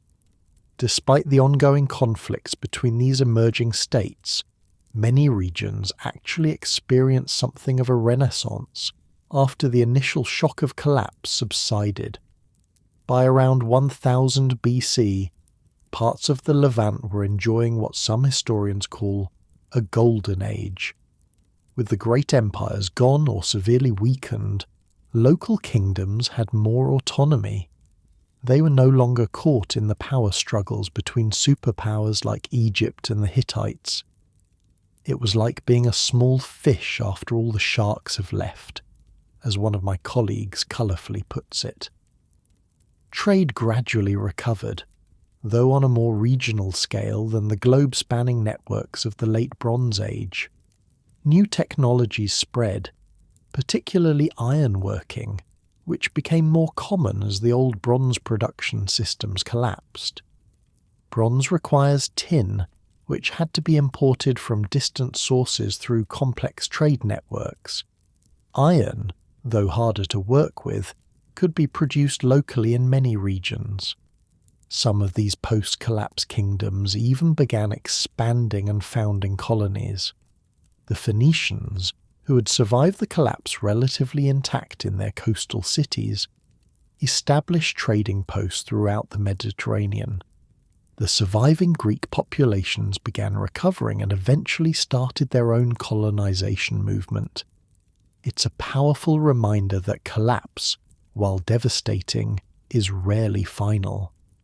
Human societies rebuild, adapt, and sometimes even thrive in the aftermath of catastrophe. Let's return to our Aramean shepherd-turned-king. A decade has passed since he accepted the invitation to rule the former Hittite town. He sits on a carved throne in what was once the governor's palace, receiving visitors and petitioners. The irrigation system in the eastern fields needs repairs, a village elder explains, bowing low. The canals have silted up, and we don't have enough men to clear them. The king nods thoughtfully. His people had never dealt with irrigation before. As nomadic herders, they followed the rains rather than manipulating watercourses. But he's been learning from the local farmers. Take 20 men from the guard rotation, he tells his commander. Help them clear the canals. The commander looks surprised. Those men are warriors, not farmers. They're both now, the king says firmly. Our strength isn't just in fighting anymore, it's in making this land produce food for all of us. This kind of practical adaptation was essential for new rulers who came from nomadic backgrounds. Traditional Bronze Age kings had centuries of institutional knowledge to draw on. Scribes, engineers, priests, and administrators who knew how to run a complex settled society. These new shepherd kings had to learn on the job, often relying on whatever local expertise had survived the collapse. In some cases, former raiders proved surprisingly effective administrators. They were pragmatic and unburdened by rigid traditions. If something worked, they adopted it, regardless of whether it came from their own cultural background or that of their subjects. My grandfather lived in a tent and counted his wealth in sheep, an Aramean prince tells his children. I live in a palace and count my wealth in silver and grain. Your children will probably count theirs in ways I cannot imagine. This adaptability, moving from counting wealth in livestock to understanding the economics of settled agriculture, was crucial to the success of these new kingdoms. Not all of these post-collapse states survived long-term, of course. Some were conquered by others, some collapsed due to internal problems or environmental challenges, but collectively they formed the bridge between the Bronze Age world that had died and the Iron Age civilization that would replace it. By 900 BC, Roughly 300 years after the worst of the Bronze Age collapse, the political landscape of the Near East looked entirely different. Egypt had partially recovered but never regained its former glory. The Neo-Hittite and Aramean states controlled much of what had been the Hittite Empire. In Mesopotamia, Assyria was beginning a resurgence that would eventually make it the dominant power in the region. None of these states were as large or as interconnected as their Bronze Age predecessors. The world had become more fragmented, more regional. But it was also more diverse, with new peoples and new ideas coming to prominence. As you lie in your comfortable bed drifting towards sleep, consider the resilience this history reveals. Even after what seemed like the end of the world to those who lived through it, new societies emerged. People adapted. Life continued, though in forms that those who came before might hardly have recognized. But not all survival strategies involved creating new kingdoms or adapting to settled life. Some communities took a different approach entirely, retreating to defensible locations where they could maintain their independence and traditional ways of life with minimal outside interference. One such place was a rocky Greek island that had been a backwater during the Bronze Age, but would prove crucial to the eventual rebirth of Greek civilization. A place where farmers not only survived but thrived when almost everyone else was struggling just to stay alive. Let's turn our attention to Euboea, the island refuge whose story shows yet another path through the chaos of collapse. So far we've seen how Egypt survived through militarization, how mountain warriors seized their moment for revenge, how nomadic shepherds thrived in a broken world, how merchants navigated the chaos, and how new kingdoms emerged from the ruins. But there's another survival story that's perhaps the most surprising of all, one that happened on a quiet island that most people had never paid much attention to. Let's sail across the Aegean Sea to the island of Euboea, just off the eastern coast of mainland Greece. During the Bronze Age, this long, narrow island was a backwater in the Mycenaean world. While great palaces dominated places like Mycenae, Tiryns, and Pylos on the mainland, Euboea had no major administrative centres, no palaces, no kings, just farmers. Ordinary people work in small plots of land, growing olives, grapes and grain, raising some sheep and goats, fishing in the coastal waters, nothing special by Bronze Age standards. But sometimes, being unimportant is the greatest protection of all. Imagine yourself as a Euboean farmer around 1200 BC. Your day begins before dawn, like most farmers throughout history. The roosters haven't even started crowing yet as you step outside your simple stone house into the cool morning air. The eastern sky shows just a hint of lightning as you grab your wooden tools and head to your fields. Your farm isn't large, just a few acres of terraced hillside where you grow barley and tend olive trees. The soil is rocky, the terrain challenging, but it's yours, passed down through your family for generations. As the sun rises, you pause in your work, leaning on your hoe to catch your breath. From this hillside you can see across the narrow strait to the Greek mainland. There's something strange on the horizon, a column of smoke rising from the direction of one of the coastal towns. Another raid, says your neighbour, who's working the adjacent field. Third one this month. You nod grimly.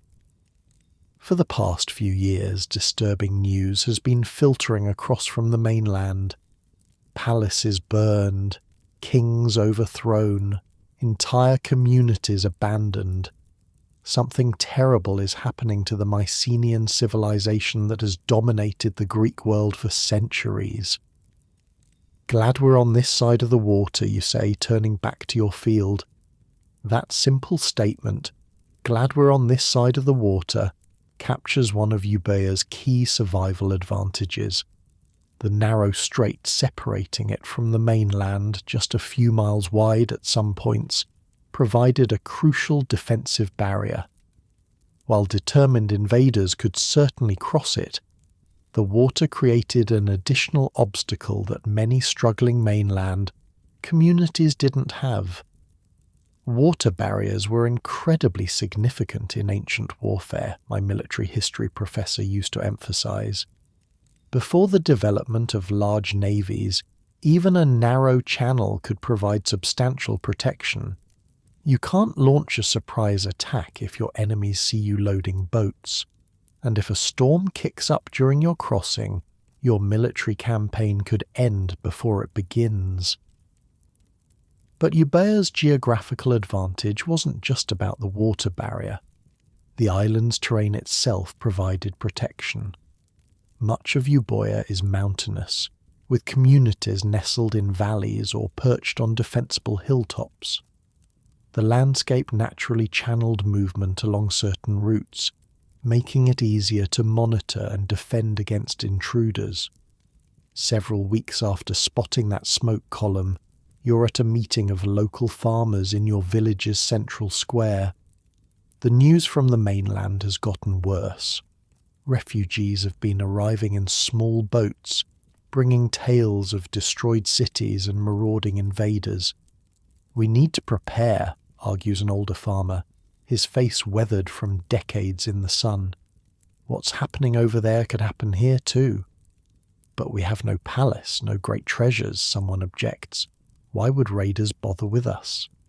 Hungry people don't need a reason beyond food, the old man responds, and we have that. The discussion continues until consensus emerges. The community will organize its own defense. Each family will contribute one man to a rotation of guards watching the coast. A system of signal fires will be established on the hills to warn of approaching boats. Food reserves will be stored in hidden locations. But who will lead us? Asks a younger farmer. We have no king, no warlord. The old man smiles thinly. That, young friend, may be our greatest strength. We'll lead ourselves.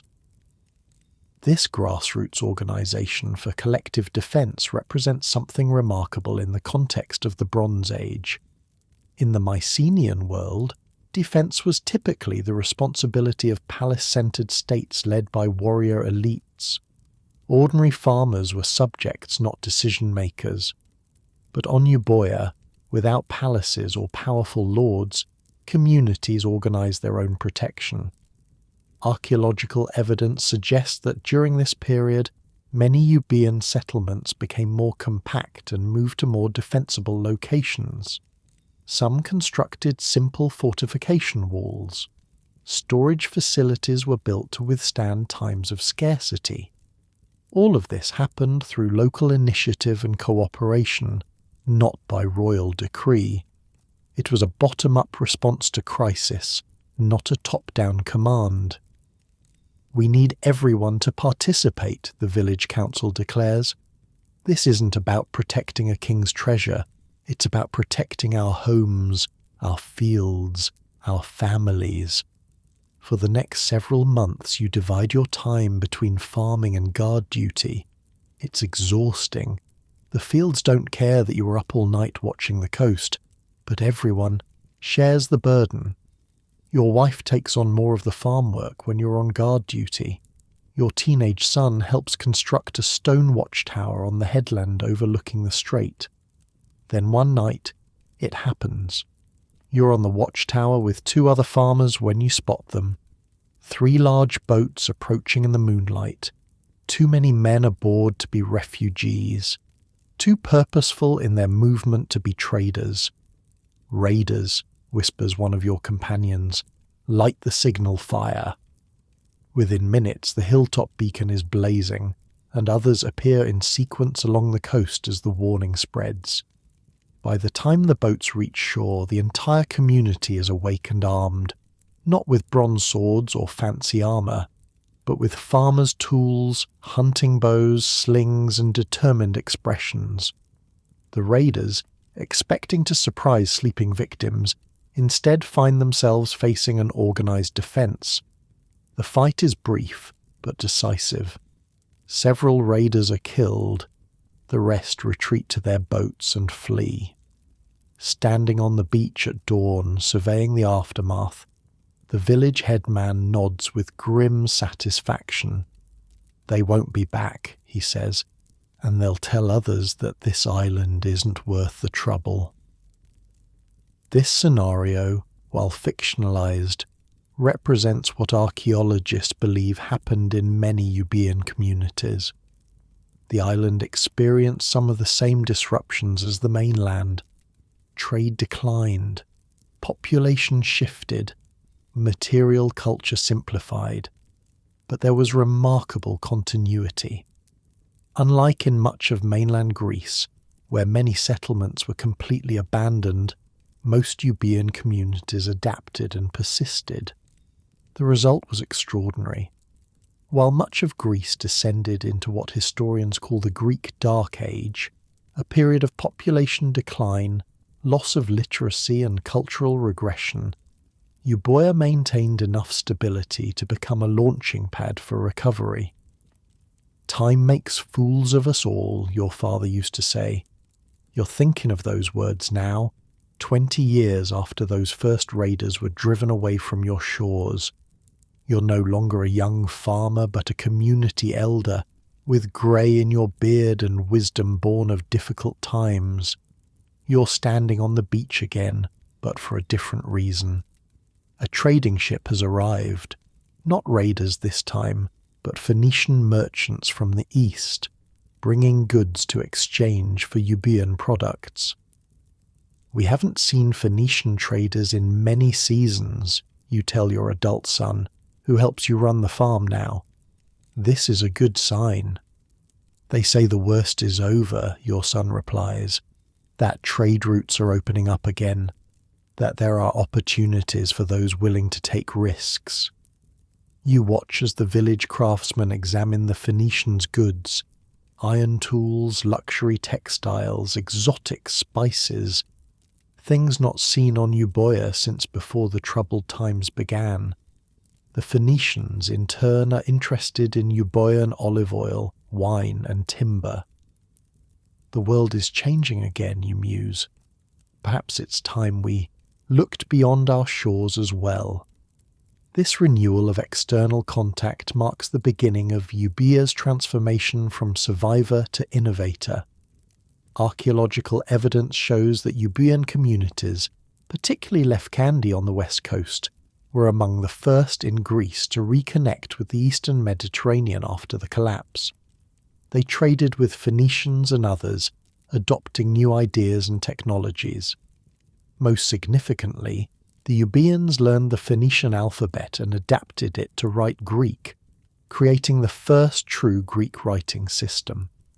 This was a pivotal development, as the earlier Mycenaean script, Linear B, had been lost during the collapse.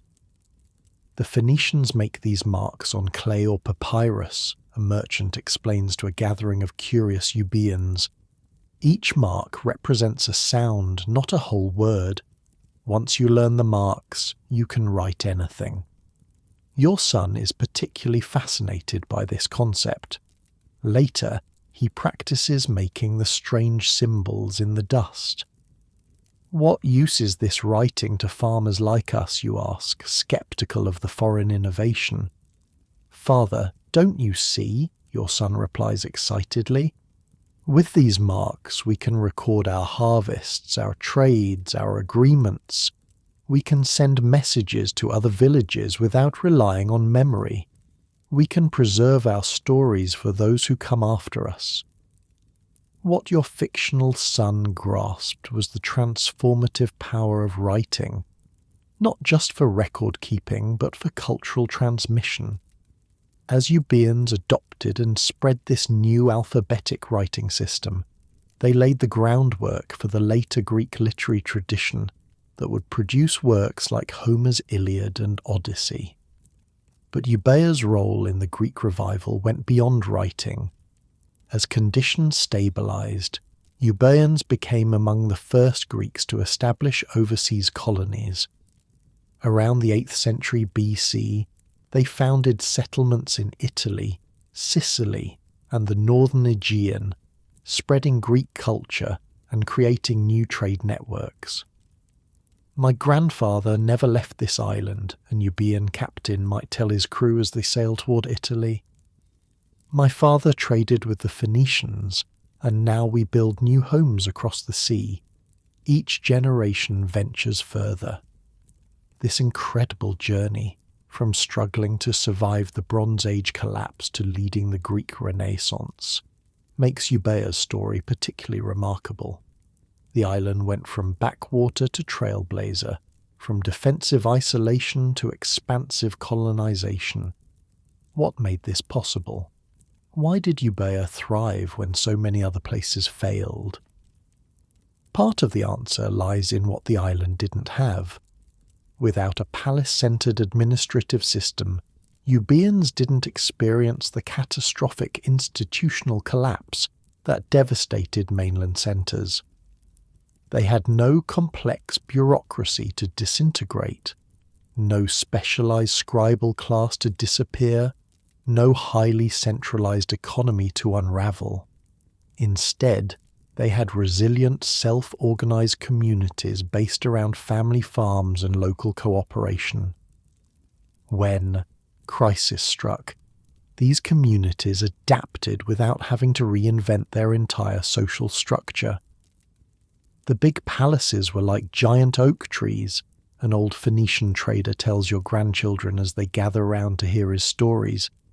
Impressive, mighty, but when the storm came, many were uprooted entirely. Your Euboean villages were like clusters of reeds, bending with the wind, sometimes damaged, but rarely broken completely. This metaphor captures something essential about resilience during collapse. Sometimes the most impressive, complex systems are also the most vulnerable when fundamental conditions change. Simpler, more flexible organizations often adapt more successfully. But how did people here survive when others didn't? Asks one of your grandchildren.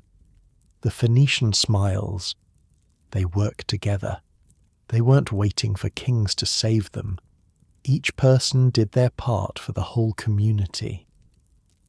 That cooperative spirit is visible in the archaeological record.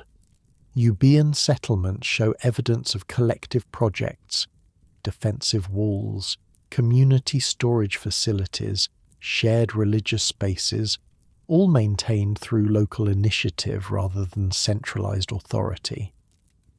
Another key to Euboea's success was its balanced subsistence strategy. Unlike some regions that were heavily dependent on palace-organized agriculture, Euboean communities practiced mixed farming supplemented by fishing, herding, and wild resource gathering. When one food source failed, others could compensate. Never put all your olives in one jar, goes an old Euboean saying. The islanders lived this philosophy, diversifying their resources and spreading their risks. As the decades pass and you reach the end of a long life, you sit outside your stone house, now expanded and improved, watching your grandchildren play in the yard. The world they're growing up in is very different from the one you knew as a young farmer, facing the uncertainty of collapse. Trade ships regularly visit Euboea now. Some of your neighbours have grown wealthy from commerce. Young men occasionally leave to seek opportunities in the new colonies. The village has a temple now, and a marketplace where merchants gather. Someone has even started writing down the old stories and songs that were previously passed along only by memory. We've come through the dark times, you tell your daughter, as she brings you a cup of watered wine. Our grandchildren will have better lives. Because you and the others were strong, she replies, resting a hand on your shoulder. You didn't just survive, you kept who we are alive. That, perhaps, is Euboea's greatest achievement. The island's communities didn't merely endure physically, they preserved cultural continuity through the worst of the collapse. When other regions lost their connection to their pre-collapse heritage, their writing systems, their artistic traditions, their historical knowledge, Euboeans maintained enough links to the past to carry their identity forward. This cultural preservation, combined with their openness to new ideas from trading partners like the Phoenicians, positioned Euboeans to play a central role in the emerging Iron Age Greek civilization, a civilization that would eventually give rise to classical Greece. We kept the embers burning when the great fire went out, an old priest tells initiates at a sanctuary. Now those embers have kindled new flames. As you lie in your comfortable bed, far from the struggles of Bronze Age farmers fighting to protect their fields, consider how the actions of those ordinary people shaped the world that followed. Without the resilience of places like Euboea, the thread of Greek civilization might have been broken completely. The literature, philosophy, and democratic ideas that would later emerge might never have developed. Great civilizations don't just appear fully formed, they grow from the seeds planted by survivors of previous eras, people who carried knowledge, skills, and values forward through dark times. The story of Euboea reminds us that history isn't just made by kings and conquerors.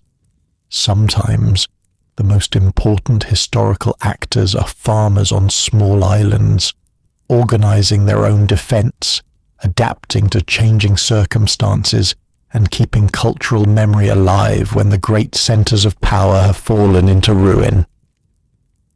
But Euboea wasn't the final chapter in the story of the Bronze Age collapse. As the dust settled and new societies emerged from the ruins, one ancient survivor began to reassert itself, gathering strength, expanding its borders, and eventually creating an empire more fearsome than anything the Bronze Age had known. The Assyrians were coming back, and the world would tremble before them. That's where we'll pick up in our final chapter of this remarkable story of survival and transformation.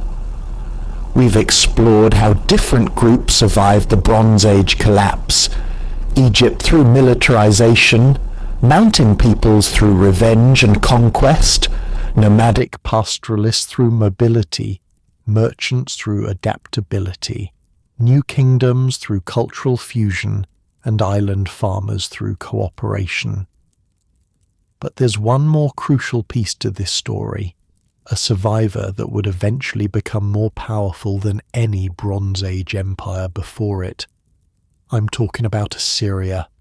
Picture a map of the Near East around 1100 BC, after the worst of the Bronze Age collapse. Most of the coloured areas representing great kingdoms have been wiped away. The Hittite Empire, gone. Mycenaean Greece, fragmented into tiny communities. Babylonia, devastated by repeated sackings. But in northern Mesopotamia there's still a solid patch of colour. Smaller than before, wounded but intact. That's Assyria, the empire that refused to die. Let's visit the Assyrian capital of Assur around 1050 BC.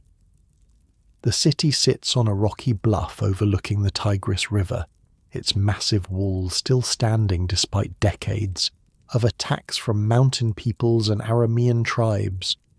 Inside those walls, life continues with a sense of grim determination. In the royal palace, a scribe carefully records the king's latest pronouncement. Unlike in other collapsed kingdoms where writing disappeared, Assyrian scribal traditions never completely broke. Their distinctive cuneiform script continued uninterrupted, maintaining administrative and historical records through the darkest years. Record that we've driven the Aramean dogs back across the river, the king dictates, his face hard with the strain of endless conflict. Add that we have restored the irrigation channels they destroyed in the northern province. The scribe nods, pressing his reed stylus into the soft clay tablet.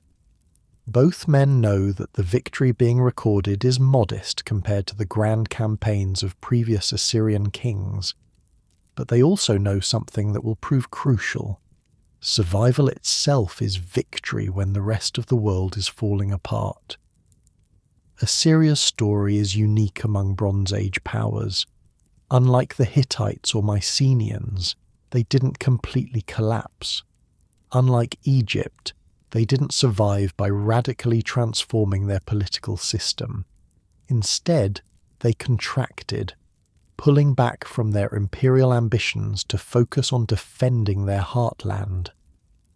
"We abandoned the outposts we couldn't protect," an Assyrian general explains to his king.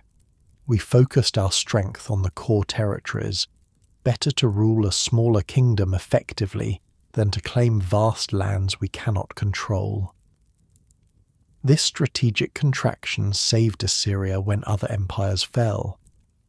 By concentrating their military resources on defending essential territories, rather than trying to maintain far-flung provinces, they weathered the storm that destroyed their neighbours.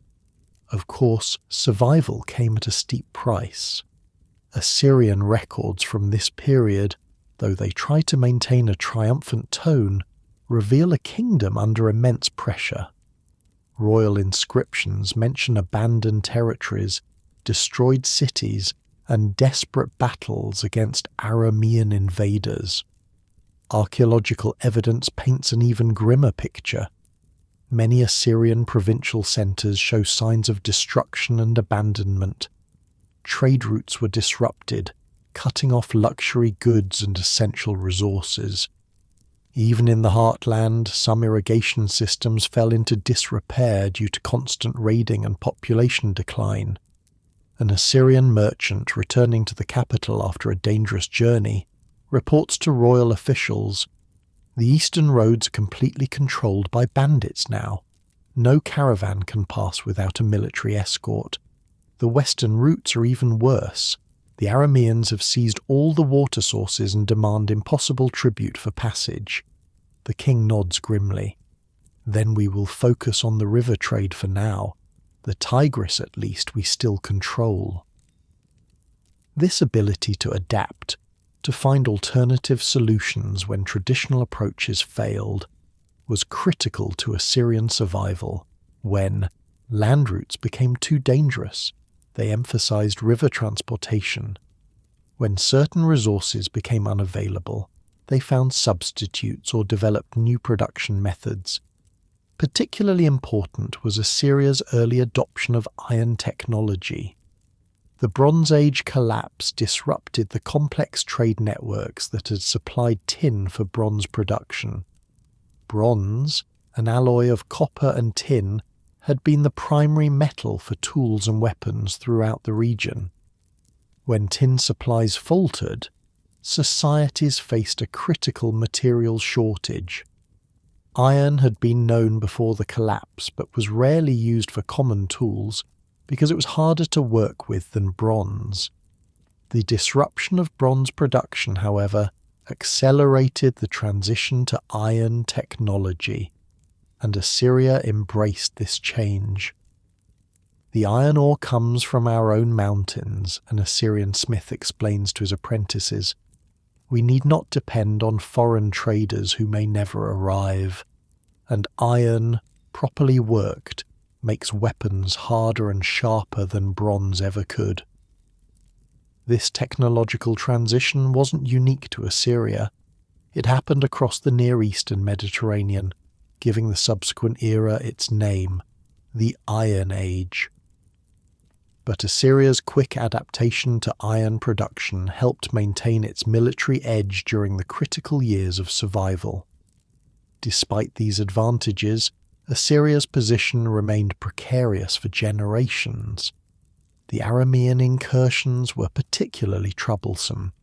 These highly mobile pastoralists raided Assyrian territories repeatedly, retreating into the steppe when Assyrian armies pursued them, then returning as soon as those armies withdrew. Assyrian kings claimed victory after victory against the Arameans in their inscriptions, but these were often exaggerated. The reality was a grinding conflict that Assyria couldn't definitively win through traditional military means. "We defeat them in every battle," an Assyrian commander complains, "yet still they come, year after year." Eventually, Assyria was forced to accept a new reality. Some territories were now effectively under Aramean control, and others had become a patchwork of Assyrian and Aramean influence.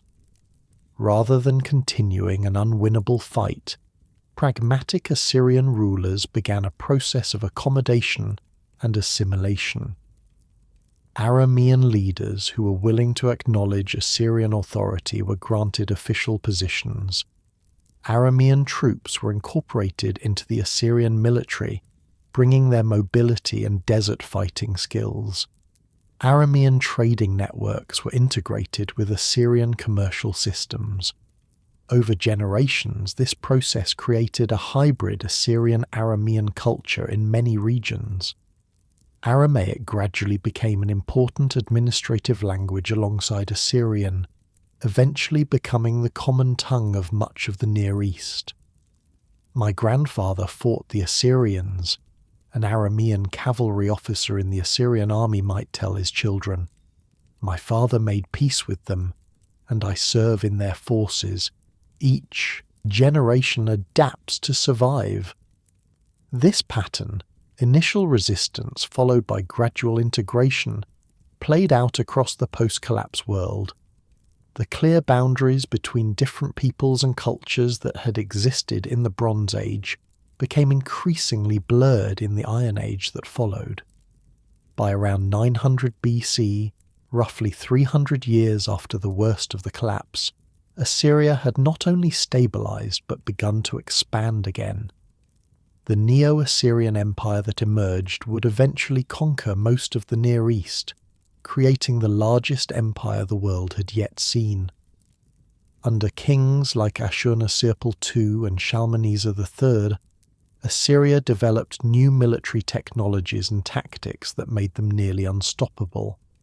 Iron weapons, cavalry units, partly adapted from Aramean traditions, and siege engines allowed them to project power more effectively than any previous empire.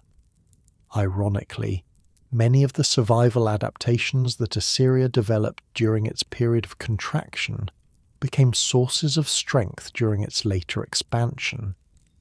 The integration of Aramean troops, for instance, gave Assyrian armies greater mobility and versatility. The early adoption of iron technology provided superior weapons. The pragmatic flexibility that had helped them survive hardship made them more adaptive in conquest. "We learned from everyone who tried to destroy us," an Assyrian general might say, "and now we are stronger for it." The Neo-Assyrian Empire became notorious for its brutality toward enemies. Royal inscriptions boast about flaying captives alive, creating pyramids of heads, and mass deportations of conquered populations. Archaeological evidence confirms that these weren't just propaganda. The Assyrians really did employ terror as a deliberate strategy. This extreme approach may have roots in Assyria's experience during the collapse. The existential threat they faced perhaps convinced them that only overwhelming force could ensure security. Their memory of vulnerability became the justification for uncompromising strength. But the Assyrian resurgence wasn't just about military power. It was accompanied by cultural and intellectual developments as well. The Neo-Assyrian period saw magnificent palace construction, elaborate relief sculptures, and the creation of vast libraries, most famously the library of Ashurbanipal at Nineveh, which preserved thousands of texts from throughout Mesopotamian history. In a sense, Assyria became both the last survivor of the Bronze Age world and the first great power of the Iron Age order. They maintained continuity with pre-collapse Mesopotamian traditions while simultaneously creating something new and more formidable. As you lie in your comfortable bed, drifting towards sleep, consider what the story of Assyria and all our other survivors tells us about resilience and transformation. The Bronze Age collapse wasn't just an ending, it was also a beginning, the painful birth of a new world. The collapse cleared away old systems that had become rigid and vulnerable. It created space for new peoples, new ideas, and new technologies to emerge. The Iron Age civilizations that followed were shaped by the survivors we've met throughout this story. Egyptian military leaders, mountain warriors, pastoral nomads, adaptable merchants, cooperative island farmers, and of course, the stubborn Assyrians. Each surviving group contributed something to the new order. The Arameans spread their language and their decentralized social organization. The Phoenicians, who had weathered the collapse in their coastal cities, developed alphabetic writing and pioneered long-range maritime trade. The Neo-Hittite states preserved elements of Hittite culture that would influence later Anatolian kingdoms. The Greek survivors on places like Euboea maintained enough cultural memory to eventually spark the Greek Renaissance. Even Egypt, diminished though it was, continued to exert cultural influence across the region. And the resurgent Assyrians created new models of imperial organization that would influence all subsequent empires in the region. The survivors don't just endure, a philosopher might observe centuries later. They become the architects of what follows. This is perhaps the most important lesson from the Bronze Age collapse. Catastrophes don't just destroy, they transform. The world that emerged from the ashes of the Bronze Age wasn't a pale imitation of what came before. In many ways it was more dynamic, more diverse, and ultimately more influential. The Iron Age civilizations that grew from the seeds planted by our survivors would go on to shape the classical world. Greek city-states, Phoenician colonies, Aramaic-speaking kingdoms, and Neo-Assyrian imperial structures all contributed to the foundations of the world we would eventually inherit. Without the resilience of Egyptian military commanders holding their society together, or Euboean farmers organizing their collective defense, or Aramean shepherds adapting to settled life, or merchants finding new trade routes through chaos, or Assyrian kings contracting to survive, without all these survival stories playing out simultaneously, history might have taken a very different path. We might not have had the alphabets derived from Phoenician script, or the Greek philosophical traditions that grew from the cultural memory preserved on islands like Euboea, or the imperial systems refined by the Neo-Assyrians and adopted by subsequent empires. As your eyelids grow heavy and sleep approaches, imagine yourself as one of those survivors, perhaps a farmer on Euboea building signal fires with your neighbours, or an Aramean shepherd finding new grazing lands in abandoned territories, or an Assyrian soldier defending your homeland's narrowed borders. Their world was harsher than ours, their challenges more immediate. They didn't have the luxury of lying in a comfortable bed without worrying about raiders coming in, the night or crops failing due to disrupted irrigation systems. Yet they persisted, they adapted, they found new ways to live when the old ways failed, and in doing so, they not only survived, they created the conditions for new civilizations to flourish. The Bronze Age collapse reminds us that even the most catastrophic endings contain the seeds of new beginnings. That resilience isn't just about enduring hardship, but about finding opportunity in changed circumstances. That adaptation, cooperation, mobility, and pragmatism are often more important for survival than wealth or power. These are lessons as relevant today as they were 3,000 years ago, when the great palaces burned and desperate people sought new paths through a shattered world.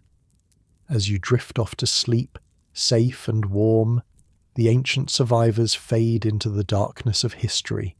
Egyptian military commanders, mountain warriors, pastoral nomads, resourceful merchants, island farmers, and determined Assyrians.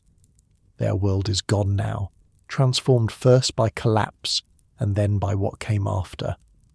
But their legacy remains, woven into the tapestry of civilizations that followed. Their stories of survival against impossible odds remind us of human resilience at its most elemental, the raw, uncompromising will to endure, to adapt, and ultimately to build anew from the ashes of what came before. Sleep well, and dream perhaps of those ancient survivors who helped shape the world we inherited. Ordinary people facing extraordinary challenges, whose collective resilience kept the flame of civilization burning through history's darkest hour.